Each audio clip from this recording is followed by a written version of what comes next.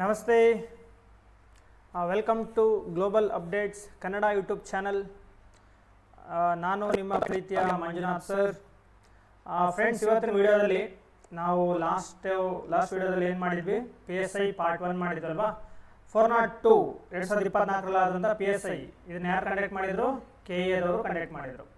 So ಅದನ್ನು ನಾವು part 1 ಮಾಡಿದ್ವಿ, ಒಂದು 40-45 ಕ್ವಶನ್ ಮಾಡಿದ್ವಿ. ಈ ವಿಡಿಯೋದಲ್ಲಿ ಪಾರ್ಟ್ 2 ಮಾಡೋಣ, ಅಂದರೆ ಉಳಿದಿರುವಂಥ ಕ್ವಶನ್ಗಳನ್ನ ಕಂಪ್ಲೀಟ್ ಮಾಡೋಣ. ಇದರಲ್ಲಿ ಕರೆಂಟ್ ಅಫೇರ್ಸ್ ಬಿಟ್ಬೇಡ, 2024 ಆಗಿದ್ದರಿಂದ ಕರೆಂಟ್ ಅಫೇರ್ಸ್ ಬಿಟ್ಬಿಟ್ಟಿದ್ದೀನಿ. ಓಕೆನಾ, ಅದು ಬಿಟ್ಟು ಮಿಕ್ಕಿದ್ದನ್ನು ಇದರಲ್ಲಿ ಕಂಪ್ಲೀಟ್ ಮಾಡೋಣ. ಓಕೆನಾ.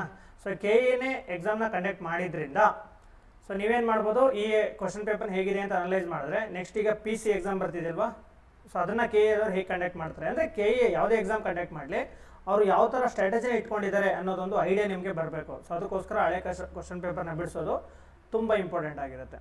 ಓಕೆನಾ. ಅದಕ್ಕೂ ಮುಂಚೆ ಇನ್ನೊಂದು ಹೇಳ್ತೀನಿ ನೋಡಿ, ನಿಮಗೆ ಯಾವುದೇ ವೀಡಿಯೋಸ್ ಬೇಕು ಅಥವಾ ಯಾವುದೇ ಟಾಪಿಕ್ ಬೇಕು, ಏನೇ ಕನ್ಫ್ಯೂಷನ್ ಇದ್ದರೂ ನೀವು ಈ ನಂಬರ್ಗೆ ನನಗೆ ಮೆಸೇಜ್ ಮಾಡಿ. ಓಕೆನಾ, 9019096970. ಓಕೆನಾ. ಸೊ ಈ ನಂಬರ್ಗೆ ನೀವು ನನಗೆ ವಾಟ್ಸಪ್ ಮಾಡ್ಬೋದು.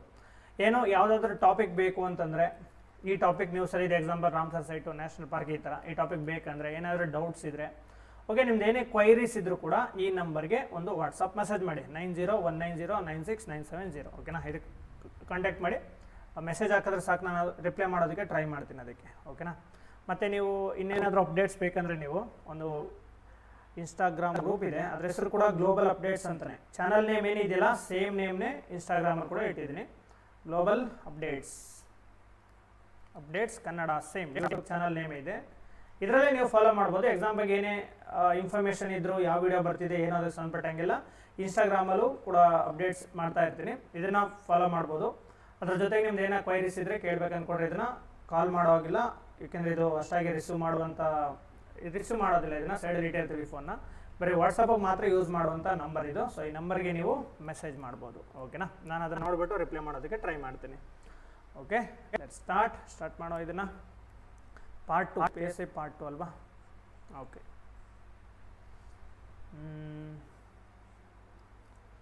ಓಕೆ, ನೋಡಿ, ಫಸ್ಟ್ ಕ್ವಶನ್ನು, ರಿವರ್ ಆಸ್ಮೋಸಿಸ್ ಯಾವುದರಿಂದ ಖನಿಜಗಳನ್ನು ತೆಗೆದುಹಾಕಲು ಬಳಸುವ ಒಂದು ವಿಧಾನವಾಗಿದೆ ಅಂತ. ಇದು ದಿನನಿತ್ಯದ ಜೀವನದಲ್ಲಿ ನಾವು ಬಳಸುವಂಥದ್ದಲ್ವಾ.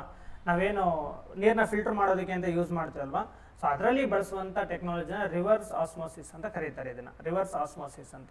ಇದು ಏನು ಮಾಡ್ತಾರೆ, ನಾವು ನೀರನ್ನ ಫಿಲ್ಟರ್ ಮಾಡೋದಕ್ಕೆ, ನೀರಲ್ಲಿರುವಂಥ ಬಾಡಿಗೆ ಹಾನಿಕಾರಕ ಆದಂಥ ಮಿನರಲ್ಸ್ ಇರಲಿ ಅಥವಾ ಸಣ್ಣ ಸಣ್ಣ ಕಣಗಳಿರಲಿ, ಅದನ್ನೆಲ್ಲ ರಿಮೂವ್ ಮಾಡೋದಕ್ಕೆ ಫಿಲ್ಟರ್ ಥರ ವರ್ಕ್ ಮಾಡುತ್ತೆ ಇದು, ಆ ಟೆಕ್ನಾಲಜಿ. ಏನಿಲ್ಲ ಆನ್ಸರು, ಕುಡಿಯುವ ನೀರು ಮತ್ತು ಸಂಸ್ಕರಿಸಿದ ತ್ಯಾಜ್ಯ ನೀರು. ಇದನ್ನ ನಾವು ಇಲ್ಲಿರುವಂಥ ಯಾವುದೇ ಖನಿಜಗಳನ್ನ ತೆಗೆದುಹಾಕಲು ಬಳಸುವಂಥ ಒಂದು ನೀರಾಗಿರುತ್ತೆ. ಓಕೆನಾ. ನೋಡಿ ಇಲ್ಲಿ, ರಿವರ್ಸ್ ಆಸ್ಮೋಸಿಸ್ ಅಂದರೆ ಎಂಬುದು ನೀರಿನ ಶುದ್ಧೀಕರಣ, ವಾಟರ್ನ ಫಿಲ್ಟರ್ ಮಾಡೋದು, ಶುದ್ಧೀಕರಣ ಪ್ರಕ್ರಿಯೆಯಾಗಿದ್ದು, ಇದು ಕುಡಿಯುವ ನೀರಿನಿಂದ ಆಯಾನುಗಳು, ಅನಗತ್ಯ ಅಣುಗಳು ಮತ್ತು ದೊಡ್ಡ ಕಣಗಳನ್ನು ತೆಗೆದುಹಾಕಲು ಅರೆ ಪ್ರವೇಶ ಸಾಧ್ಯ ಪೊರೆಯನ್ನು ಬಳಸುತ್ತದೆ. ಸೊ ನೀರನ್ನ ಫಿಲ್ಟರ್ ಮಾಡೋಕ್ಕೆ ಪ್ರೈಮರ್ಲಿ ಇದ್ರ ಪರ್ಪಸ್ ನೀರನ್ನ ಫಿಲ್ಟರ್ ಮಾಡೋದು, ಅದರಲ್ಲಿ ಮಿನರಲ್ಸ್ ಇರಲಿ, ಬೇರೆ ಬೇರೆ ಕಣಗಳಿರಲಿ ಅದನ್ನು. ಓಕೆನಾ. ನೆಕ್ಸ್ಟ್ ಒನ್ ನೋಡಿ, ಜಲಮೂಲಗಳಲ್ಲಿ ಸಾವಯವ ಪದಾರ್ಥಗಳನ್ನು ಕೊಳೆಯಲು ಏರೋಬಿಕ್ ಸೂಕ್ಷ್ಮ ಜೀವಿಗಳಿಗೆ ಅಗತ್ಯವಿರುವ ಆಮ್ಲಜನಕದ ಪ್ರಮಾಣವನ್ನು ಹೀಗೆ ಉಲ್ಲೇಖಿಸಲಾಗುತ್ತದೆ. ವೆರಿ ಗುಡ್ ಕ್ವಶನ್ ಇದು. ನೋಡಿ ಫ್ರೆಂಡ್ಸ್, ಈ ಕ್ವಶನ್ ಯಾವಾಗಲೂ ಬರ್ತಾನೆ ಇರ್ತದೆ. ಈ ಟಾಪಿಕ್ ಮೇಲೆ ಯಾವ ಟಾಪಿಕ್ಕು ನೋಡಿ, ಇದು ಆಕ್ಚುಲಿ BOD ಆನ್ಸರ್ ಇದು. ಸೊ BOD ಟಾಪಿಕ್ ಮೇಲೆ ನಿಮಗೆ ಕ್ವಶನ್ ಫಿಕ್ಸ್ ಇರ್ತದೆ. ಯಾವುದೇ ಎಕ್ಸಾಮ್ಗೆ ಹೋಗಿ PC ಇಂದ IAS ವರೆಗೂ ಕ್ವಶನ್ ಅಂತ ಫಿಕ್ಸ್ ಇರ್ತದೆ. ಓಕೆನಾ. BOD ಅಂತಂದ್ರೆ ಏನು, ಬಯೋಲಾಜಿಕಲ್ ಆಕ್ಸಿಜನ್ ಡಿಮ್ಯಾಂಡ್ ಅಂತ ಕರೀತಾರೆ. ಅಂದರೆ ಕನ್ನಡದಲ್ಲಿ ಬಯೋಲಾಜಿಕಲ್ ಅಂದರೆ ಜೈವಿಕ,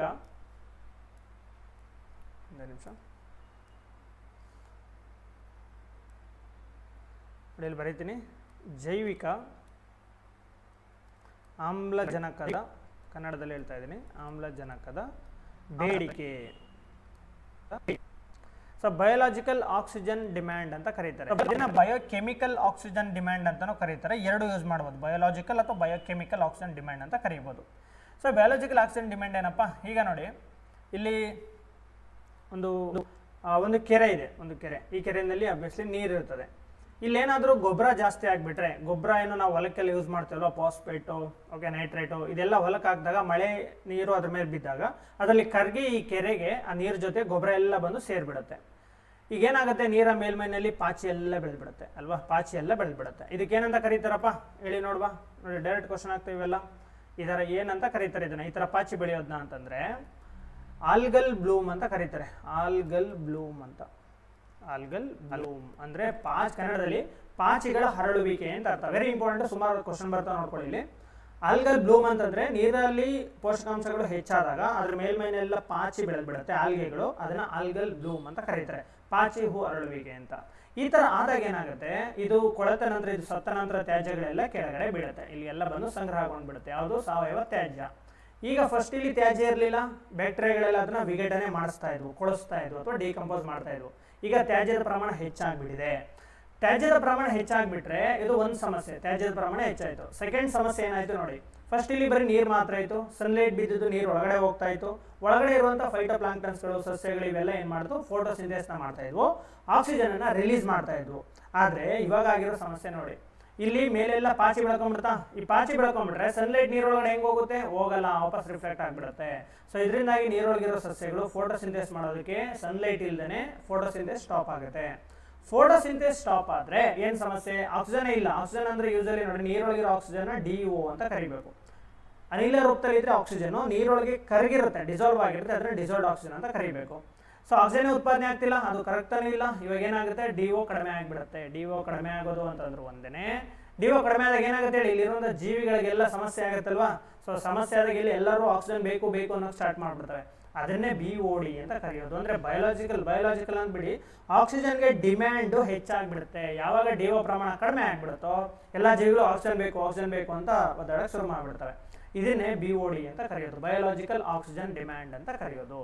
ಸೊ ಇವಾಗ ನೀರೊಳಗಿರೋ ಇಲ್ಲಿ ಮೇಲೆಲ್ಲ ಪಾಚಿ ಬೆಳೆದ್ಬಿಟ್ರೆ ನೀರೊಳಗಿರೋ ಜೀವಿಗಳೆಲ್ಲ ಆಕ್ಸಿಜನ್ ಇಲ್ಲದೆ, ಆಕ್ಸಿಜನ್ ಮೀನ್ಸ್ ಡಿಸಾಲ್ವ್ಡ್ ಆಕ್ಸಿಜನ್, ಎಲ್ಲವೂ ಹಂತವಾಗಿ ಸೋತಾಗ್ಬಿಡ್ತವೆ. ಸೊ ಆದ್ರಿಂದ ಇಂಥ ಒಂದು ಏರಿಯಾವನ್ನ ಡೆಡ್ ಝೋನ್ ಅಂತ ಕರೀತಾರೆ. ಸೊ ಡೆಡ್ ಝೋನ್ ಯಾವ್ದ್ರಿಂದ ಆಗುತ್ತೆ, ಈ ಆಲ್ಗಲ್ ಬ್ಲೂಮಿಂದ ಆಗುತ್ತೆ. ಈ ಒಟ್ಟಾರೆಯಾಗಿ ಫಿನೋಮಿನಾಗೆ ಏನಂತ ಹೆಸರು ಕರೀತಾರೆ, ಏನು ಯೂಟ್ರೋಫಿಕೇಶನ್ ಅಂತ ಕರೀತಾರೆ. ಅಂದ್ರೆ ಅತಿಯಾದ ಫಲವತ್ತತೆ. ವೆರಿ ಇಂಪಾರ್ಟೆಂಟ್ ಕಾನ್ಸೆಪ್ಟ್ ಫ್ರೆಂಡ್ಸ್, ಇದು ಪೊಲ್ಯೂಷನ್ ಅಲ್ಲಿ ಬರುತ್ತೆ. ಅತಿಯಾದ ಫಲವತ್ತತೆ, ಗೊಬ್ಬರ ಜಾಸ್ತಿ ಆಗಿಬಿಡುತ್ತಲ್ಲ.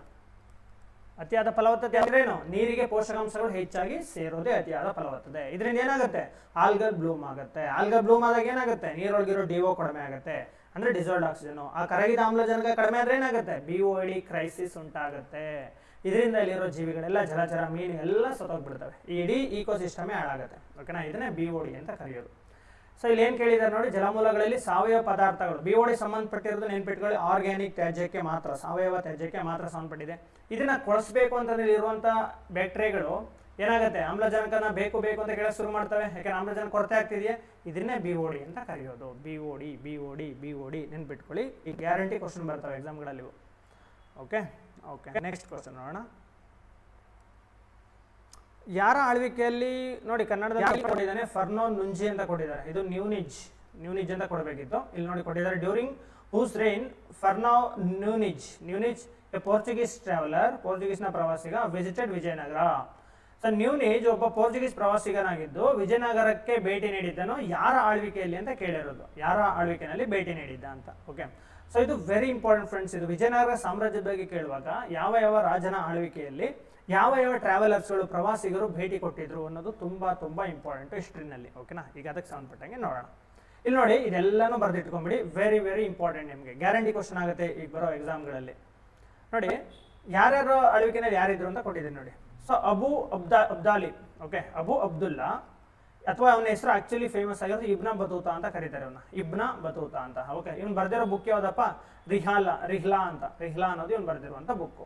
ಇಬ್ನ ಬತೂತಾ ಯಾರ ಆಳ್ವಿಕೆಯಲ್ಲಿ ಇವನು ಭೇಟಿ ಕೊಟ್ಟಿದ್ದ ಅಂತಂದ್ರೆ ವಿಜಯನಗರ ಸಾಮ್ರಾಜ್ಯಕ್ಕೆ ನೋಡಿ, 1ನೇ ಹರಿಹರ 1 ಅಂತ ಕರಿತೀವಿ. ಓಕೆನಾ. Okay, second Niccolo D Conti, ಇವನು ಇಟಲಿ ಪ್ರವಾಸಿಗ, ಇವನು 2ನೇ ದೇವರಾಯನ ಆಳ್ವಿಕೆಯಲ್ಲಿ ಭೇಟಿ ಕೊಟ್ಟಿದ್ದ. 3ನೇದು ನೋಡಿ, ಅಬ್ದುಲ್ ರಜಾಕ್, ಇವನು ಯಾರು, ಪರ್ಷಿಯಾದ ವ್ಯಕ್ತಿ, 2ನೇ ದೇವರಾಯನ ಆಳ್ವಿಕೆಯಲ್ಲಿ ಭೇಟಿ ಕೊಟ್ಟಿದ್ದ.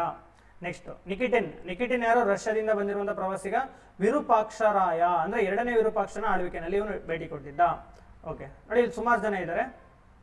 ಸೊ ವರ್ತೇಮ ಇವನು ಇಟಲಿಯವನು, ಕೃಷ್ಣದೇವರಾಯನ ಆಳ್ವಿಕೆಯಲ್ಲಿ ಭೇಟಿ ಕೊಟ್ಟಿದ್ದ.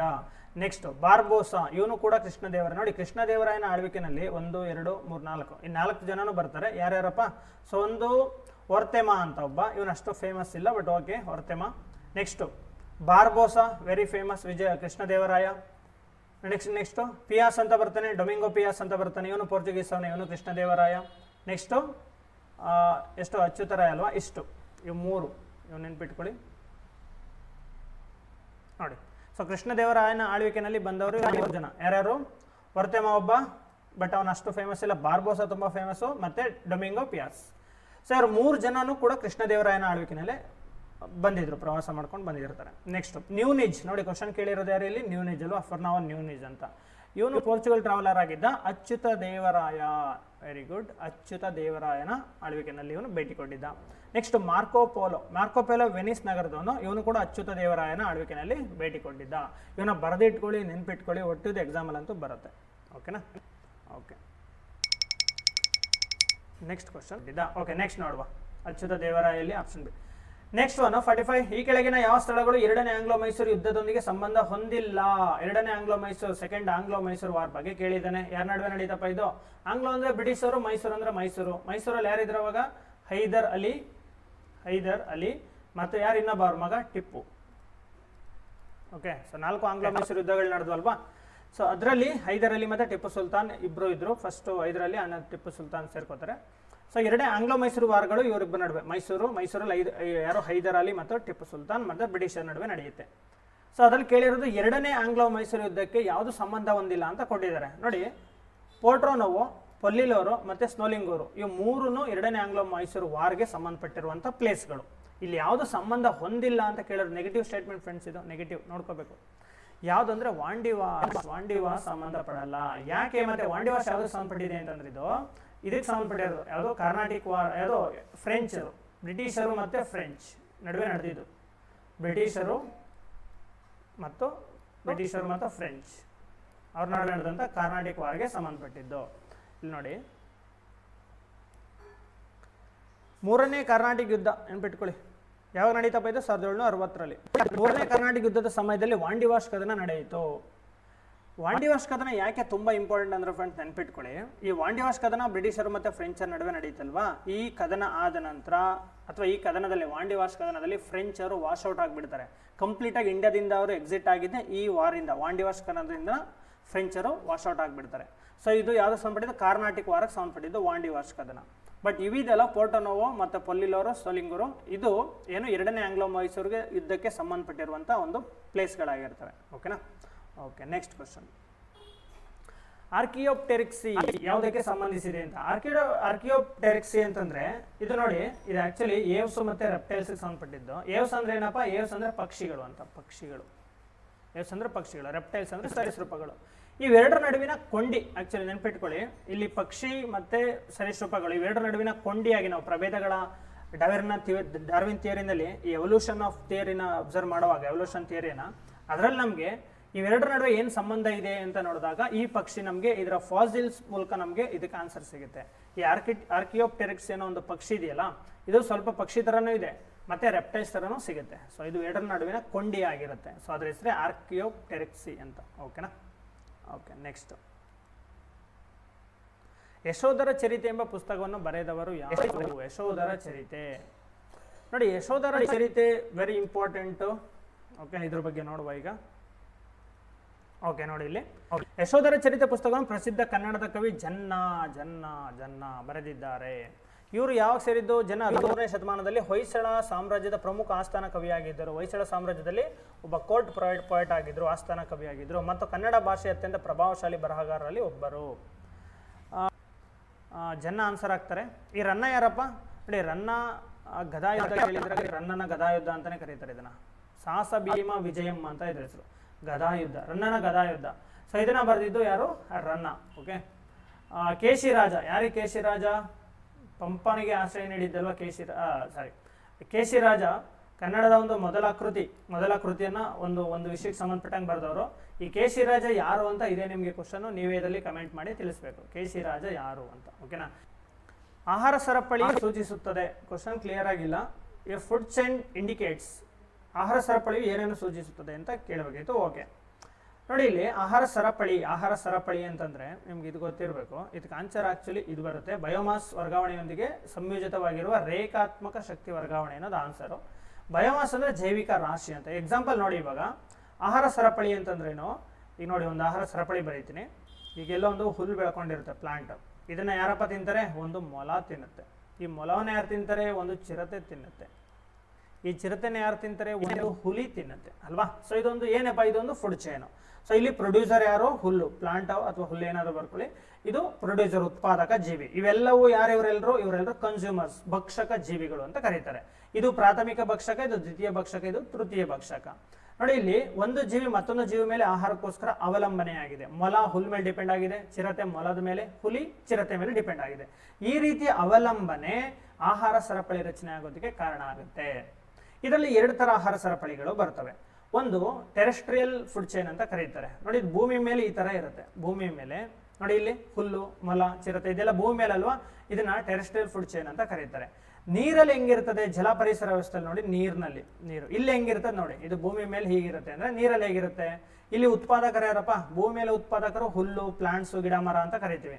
ಬಟ್ ನೀರೊಳಗೆ ಯಾರು ಅಂದ್ರೆ ಫೈಟೋ ಪ್ಲಾಂಕ್ಟನ್ಸ್ ಅಂತ ಬರ್ತವೆ, ಅಂದ್ರೆ ಸಸ್ಯ ಪ್ಲವಕ ಅಂತ ಕರೀತಾರೆ.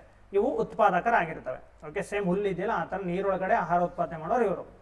ಇಲ್ಲಿ ಪ್ರೈಮರಿ ಕನ್ಸ್ಯೂಮರ್ ಯಾರಪ್ಪ ಅಂದ್ರೆ ಝೂ ಪ್ಲಾಂಕ್ಟನ್ಸ್ ಅಂತ ಬರ್ತಾರೆ. ಝೂ ಪ್ಲಾಂಕ್ಟನ್ಸ್ ಅಂದ್ರೆ ಪ್ರಾಣಿ ಪ್ಲವಕಗಳು ಅಂತ ಕನ್ನಡದಲ್ಲಿ, ಪ್ರಾಣಿ ಪ್ಲವಕ. ನೆಕ್ಸ್ಟ್ ಯಾರಪ್ಪ? ಸಣ್ಣ ಮೀನು. ನೆಕ್ಸ್ಟ್ ಯಾರಪ್ಪ? ದೊಡ್ಡ ಮೀನು, big fishes.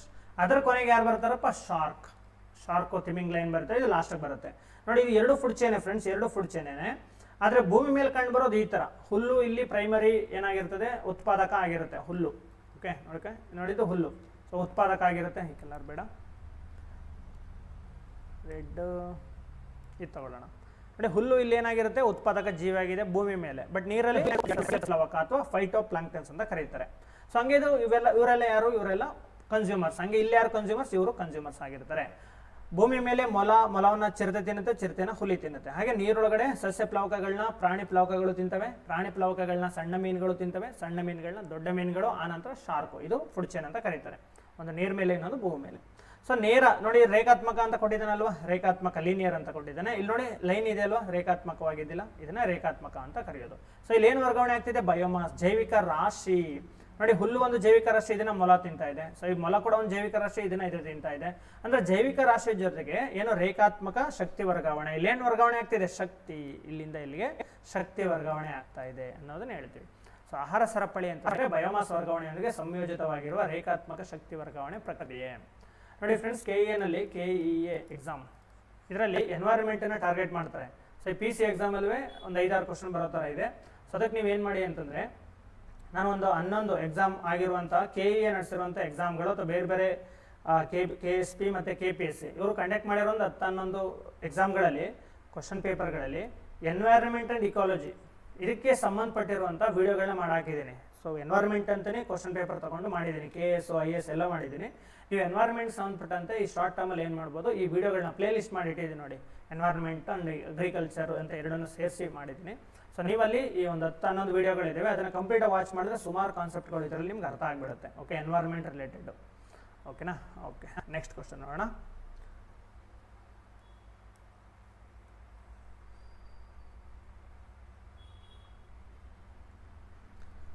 Okay, next one.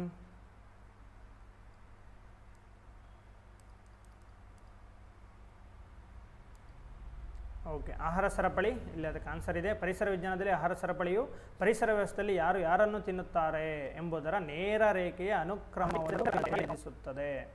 ಶಕ್ತಿ ಮತ್ತು ಪೋಷಕಾಂಶಗಳು ಉತ್ಪಾದಕರಿಂದ ವಿವಿಧ ಹಂತದ ಗ್ರಾಹಕರು ಅಂದರೆ ಕನ್ಸ್ಯೂಮರ್ಸ್, ಭಕ್ಷಕರು ಅಂತ ಅರ್ಥ ಇದು. ಓಕೆನಾ? ಗ್ರಾಹಕರಲ್ಲ, ಭಕ್ಷಕರು ಹೇಗೆ ಚಲಿಸುತ್ತದೆ ಎಂಬುದನ್ನು ತೋರಿಸುತ್ತದೆ. ಓಕೆ, ಸೊ ಆಹಾರ ಸರಪಳಿ ಪರಿಕಲ್ಪನೆ ಪರಿಚಯಿಸೋದವರು ಯಾರಪ್ಪ? ನೋಡಿ ಇಲ್ಲಿ ಚಾರ್ಲ್ಸ್ ಎಲ್ಟನ್ ಅಂತ. ಇವರು ನೆನ್ಪಿಟ್ಕೊಳ್ಳಿ ಫ್ರೆಂಡ್ಸ್, ಕೇಳಿದರೆ ಆಹಾರ ಸರಪಳಿ ಕಾನ್ಸೆಪ್ಟ್ ಯಾರು ಇಂಟ್ರೊಡ್ಯೂಸ್ ಮಾಡಿದ್ದು? ಚಾರ್ಲ್ಸ್ ಎಲ್ಟನ್ ಅಂತ. ಓಕೆ ಓಕೆ, ನೆಕ್ಸ್ಟ್ ಕ್ವಶನ್ ನೋಡೋಣ. ನೋಡಿ ಇಲ್ಲಿ ಒಂದು ಪ್ರದೇಶದ ವಂಶವಾಹಿಗಳು ಜೀನ್ ಅಂತ. ಓಕೆ, ಸೊ ಜಾತಿ ಅಂತಂದ್ರೆ ಪ್ರಭೇದ ಅಂತ, ಸ್ಪೀಸಿ ಅಂತ. ಓಕೆ, ಪರಿಸರ ವ್ಯವಸ್ಥೆ ಅಂದರೆ ಇಕೋಸಿಸ್ಟಮ್ ಅಂತ. ಇಕೋಸಿಸ್ಟಮ್ ಸಂಪೂರ್ಣತೆಯನ್ನು ಒಟ್ಟಾರೆಯಾಗಿ ಕರೆಯಲಾಗುತ್ತದೆ ಅಂತ. ಓಕೆನಾ, ಇದೇನು ಅಂತಂದರೆ ನೋಡಿ ಇಲ್ಲಿ ಇಂಗ್ಲೀಷಲ್ಲಿದೆ ನೋಡ್ಕೊಳ್ಳಿ. The totality of genes, species and ecosystem of a region collectively called. ಒಟ್ಟಾಗಿ ಇದನ್ನು ಏನಂತ ಕರಿತೀವಿ ಅಂತ ಕೇಳಿದ್ದಾರೆ. ಒಟ್ಟಾಗಿ ಇದನ್ನು ಏನಂತ ಕರೀತಾರೆ ಅಂತ ನೋಡಿ ಫ್ರೆಂಡ್ಸ್. ಈಗ ನಾವು ಬಯೋಡೈವರ್ಸಿಟಿ ಹಂತಗಳು ಅಂತ ಬರ್ತವೆ, ಲೆವೆಲ್ಸ್ ಆಫ್ ಬಯೋಡೈವರ್ಸಿಟಿ ಅಂತ. ಇದು 3 ರೀತಿ ಹಂತಗಳು ಬರ್ತವೆ ಬಯೋಡೈವರ್ಸಿಟಿನಲ್ಲಿ. 3 ರೀತಿಯ ವೈವಿಧ್ಯತೆ ಕಂಡು ಬರುತ್ತೆ. ಒಂದು ಜೆನೆಟಿಕ್ ಡೈವರ್ಸಿಟಿ ಅಂದರೆ ವಂಶವಾಹಿ ವೈವಿಧ್ಯತೆ ಅಥವಾ ವಂಶವಾಹಿ ಅಂತಲೂ ಕರಿಬೋದು. ಎರಡನೇದು ಪ್ರಭೇದಗಳ ವೈವಿಧ್ಯತೆ. ಮೂರನೇದು ಪರಿಸರ ವ್ಯವಸ್ಥೆಯ ವೈವಿಧ್ಯತೆಯಿಂದ 3 ರೀತಿ ಬರುತ್ತೆ. ಸೊ ಇಲ್ಲಿ ಅದನ್ನೇ ಕ್ವಶನ್ ಕೇಳಿರೋದು, ಇದು ಏನು ಅಂತ ಕೇಳಿದ್ದಾರೆ. ಸೊ ಒಂದು ಪ್ರದೇಶದ ವಂಶವಾಹಿಗಳು, ಜಾತಿಗಳು ಮತ್ತು ಪರಿಸರ ವ್ಯವಸ್ಥೆಗಳನ್ನು ಸಂಪೂರ್ಣತೆಯನ್ನು ಒಟ್ಟಾರೆಯಾಗಿ ಏನಂತ ಕರೀತಾರೆ ಅಂದರೆ ನೋಡಿ ಇಲ್ಲಿ ಜೈವಿಕ ವೈವಿಧ್ಯತೆ ಅಂದರೆ ಏನು, ಬಯೋಡೈವರ್ಸಿಟಿ ಅಂತ ಕರೆಯೋದು. ನೀವು ಬಯೋಡೈವರ್ಸಿಟಿ ಓದೋವಾಗ ಅದರಲ್ಲಿ ಲೆವೆಲ್ಸ್ ಆಫ್ ಬಯೋಡೈವರ್ಸಿಟಿ ಅಂತ ಬರ್ತದೆ, ಜೀವ ವೈವಿಧ್ಯತೆ ಹಂತಗಳು ಅಂತ. ಇವು 3 ಹಂತಗಳಿದೆ. ವಂಶವಾಹಿ ಹಂತದಲ್ಲಿ, ಪ್ರಭೇದಗಳ ಹಂತದಲ್ಲಿ, ಇಕೋಸಿಸ್ಟಮ್ ಅಥವಾ ಕಮ್ಯುನಿಟಿ ಅಂತಲೂ ಕರೀತಾರೆ ಇದನ್ನ. ಸೊ ಈ ಹಂತದಲ್ಲಿ ಇದೆ. ಸೊ ಆನ್ಸರ್ ಯಾವುದಿಲ್ಲಿ, ಬಯೋಡೈವರ್ಸಿಟಿ, ಜೈವಿಕ ವೈವಿಧ್ಯತೆ. ನೆಕ್ಸ್ಟ್ ಕ್ವಶನ್ ನೋಡಿ 51. ಸುಸ್ಥಿರ ಅಭಿವೃದ್ಧಿ ಗುರಿಗಳು ಒಟ್ಟು ಸಂಖ್ಯೆ ಎಷ್ಟು ಅಂತ. ಇದೊಂದು ಸಿಂಪಲ್ ಕ್ವಶನ್, 17 ಇದೆ. ಸೊ ವಿಶ್ವಸಂಸ್ಥೆ 2030 ಒಂದು ಟಾರ್ಗೆಟ್ ಇಟ್ಕೊಂಡಿದೆ. ನಾವು ಗ್ಲೋಬಲ್ ಚಾಲೆಂಜಸ್ ಏನಿದೆಯಲ್ಲ ಅದನ್ನೆಲ್ಲ ರಿಕವರಿ ಮಾಡಬೇಕು, ಅಚೀವ್ ಮಾಡಬೇಕು ಅಂತ ಹೇಳ್ಬಿಟ್ಟು 17 ಗುರಿಗಳನ್ನ ಇಟ್ಕೊಂಡಿದೆ. ಓಕೆ, ಅದನ್ನೇ ಡೈರೆಕ್ಟಾಗಿ ಕೇಳಿದ್ದಾರೆ. ಸೊ ಅದಕ್ಕೆ ಸಂಬಂಧಪಟ್ಟಂಗೆ ನೋಡಿ, ಸುಸ್ಥಿರ ಅಭಿವೃದ್ಧಿಗಳು ಒಟ್ಟು 17 ಇದೆ. ಸೊ ವಿಶ್ವಸಂಸ್ಥೆ ಸುಸ್ಥಿರ ಅಭಿವೃದ್ಧಿಗಾಗಿ 2030 ಕಾರ್ಯಸೂಚಿ ಜಾಗತಿಕ ಸವಾಲುಗಳು, ಗ್ಲೋಬಲ್ ಚಾಲೆಂಜಸ್ ಎದುರಿಸಲು 17 ನಿರ್ದಿಷ್ಟ ಗುರಿಗಳನ್ನು ಹೊಂದಿದೆ ಅಂತ ಕೊಟ್ಟಿದ್ದಾರೆ. ಸೊ ಇಲ್ಲಿ ನಿಮಗೆ ಗುರಿಗಳು ಏನೇನು ಕೊಟ್ಟಿದ್ದೀನಿ ಅಂತ ನೆನ್ಪಿಟ್ಕೊಳ್ಳಿ. ಅದರಲ್ಲಿ 11, 12, 13, 14 ಇವೆಲ್ಲ ಎನ್ವೈರ್ಮೆಂಟ್ಗೆ ಸಂಬಂಧಪಟ್ಟಿದ್ದು. ಸೊ ಇದರಲ್ಲಿದೆ, ಕನ್ನಡದಲ್ಲಿ ನೋಡ್ಕೊಳ್ಳಿ. Okay, next question. ಇದು ಆಯಿತು. 52ನೇ ನೋಡೋಣ. 52ನೇದು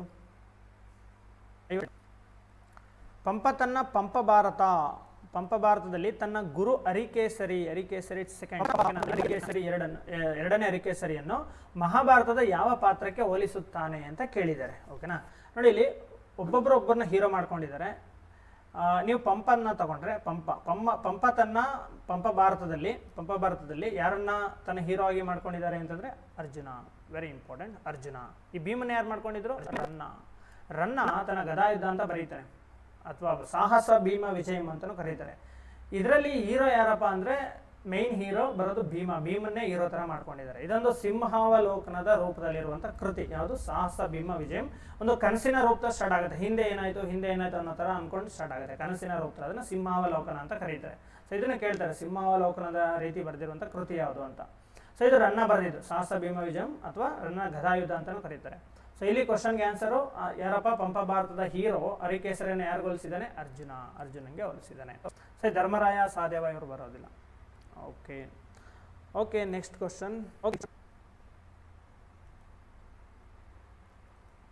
ಓಕೆ, ಹಿಸ್ಟ್ರಿ ಕ್ವಶನ್ ಬಂದು ನೋಡಿ. ಬಹುಮನಿ ಸಾಮ್ರಾಜ್ಯವನ್ನು ಡ್ಯಾಶ್ ವರ್ಷದಲ್ಲಿ ಸ್ಥಾಪಿಸಲಾಯಿತು. Bahmani empire was established in which year?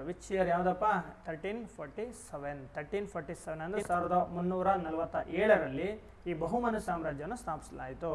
It was founded by, ಯಾರು ಇದನ್ನು ಸ್ಥಾಪಿಸಿದ್ದು ನೋಡಿ? ಅಲ್ಲಾವುದ್ದೀನ್ ಬಹುಮನ್ ಶಾ ಅಂತ ಇವನ ಹೆಸರು.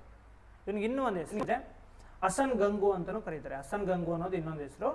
ಅಲ್ಲಾವುದ್ದೀನ್ ಬಹುಮನ್ ಶಾ ಅಥವಾ ಹಸನ್ ಗಂಗು ಈ ಒಂದು ಸಾಮ್ರಾಜ್ಯನ ಸ್ಥಾಪನೆ ಮಾಡ್ತಾರೆ, ಬಹುಮನಿ ಸಾಮ್ರಾಜ್ಯನ. ಯಾವಾಗ? 1347ನಲ್ಲಿ. ನೆಕ್ಸ್ಟ್ ನೋಡಿ, ನಿಮಗೆ ಗೊತ್ತಿರಬೇಕು, ವಿಜಯನಗರ ಮತ್ತು ಬಹುಮನಿ ಇವೆರಡು ಕಂಟೆಂಪ್ರರಿ. ಇಬ್ಬರು ಬಹುಮನಿ ಸಾಮ್ರಾಜ್ಯ ಇವಿಬ್ಬರು ಒಟ್ಟಿಗೆ ಸ್ಥಾಪನೆ ಆಗ್ತವೆ. ಸಾಕಷ್ಟು ವರ್ಷಗಳ ಕಾಲ ಇವರಿಬ್ಬರ ನಡುವೆ ಯುದ್ಧ ನಡೀತಾ ಇರ್ತದೆ. ಯಾವುದಕ್ಕೆ ಗೊತ್ತಾ? ರಾಯಚೂರು ದೋಬ್ ಬಗ್ಗೆ. ರಾಯಚೂರು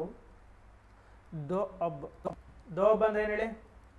ಎರಡು ನದಿಗಳ ನಡುವಿನ ಪ್ರದೇಶ ಅಂತ. ಎರಡು ನದಿಗಳ ನಡುವಿನ ಪ್ರದೇಶ ಫಲವತ್ತಾಗಿರುತ್ತಲ್ವ, ಮೆಕ್ಕಲು ಮಣ್ಣು ಬಂದು. ಸೊ ಇದನ್ನ ದೋಬ್ ಅಂತ ಕರಿತೀವಿ, ದೋಬ್ ಅಂತ. ಈ ರಾಯಚೂರು ದೋಬ್ಗೋಸ್ಕರ ಸುಮಾರು ವರ್ಷಗಳ ಕಾಲ ವಿಜಯನಗರ ಸಾಮ್ರಾಜ್ಯ ಮತ್ತು ಬಹುಮನಿ ಸಾಮ್ರಾಜ್ಯಗಳ ನಡುವೆ ಸಾಕಷ್ಟು ಯುದ್ಧಗಳು ಕೂಡ ನಡೆದಿದ್ದಾವೆ. ಆನಂತರ ಬಹುಮನಿ ಸಾಮ್ರಾಜ್ಯ ವಿಘಟನೆ ಆಗಿಬಿಡ್ತದೆ. ಆನಂತರ ಬಿಜಾಪುರದ ಆದಿಲ್ ಶಾಹಿಗಳು, ಕುತುಬ್ ಶಾಹಿಗಳು, ಗೋಲ್ಕೊಂಡದ ನಿಜಾಮ್ ಶಾಹಿಗಳು, ಈ ಥರ 5 ಸಣ್ಣ ಪುಟ್ಟ ಮನೆತನಗಳಾಗಿ ಅದು ವಿಂಗಡಣೆ ಆಗಿಬಿಡ್ತದೆ. ಯಾವುದು? ಬಹುಮನಿ ಸಾಮ್ರಾಜ್ಯ. ಓಕೆ, ನೆಕ್ಸ್ಟ್ ಅವರೆಲ್ಲ ಸೇರ್ಕೊಂಡೆ ಅಲ್ವಾ ವಿಜಯನಗರನ ತಾಳಿಕೋಟೆ ಕದನದಲ್ಲಿ ಹೊಡೆದಾಕೋದು. Okay, next question.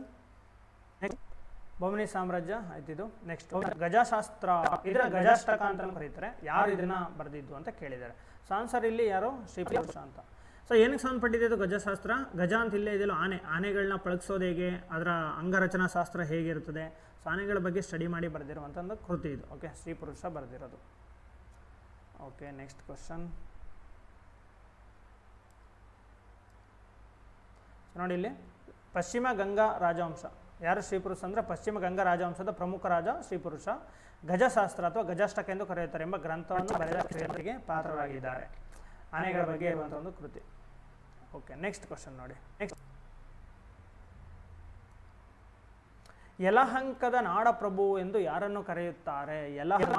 ಯಲಹಂಕದ ನಾಡಪ್ರಭು ಎಂದು ಯಾರನ್ನ ಕರೆಯುತ್ತಾರೆ ಅಂತ. ಇದು ಜನರಲ್ ನಿಮ್ಗೆ ಗೊತ್ತಿರ್ತದೆ. ಕೆಂಪೇಗೌಡ 1 ಪರ್ಟಿಕ್ಯುಲರ್ ಆಗಿ 1ನೇ ಕೆಂಪೇಗೌಡರನ್ನ ಈ ಥರ ಕರೆಯೋದು. ಸೊ 1ನೇ ಕೆಂಪೇಗೌಡ, ಇದನ್ನ ಹಿರಿಯ ಕೆಂಪೇಗೌಡ ಅಂತಾನು ಕರೀತಾರೆ ಇವ್ರನ್ನ.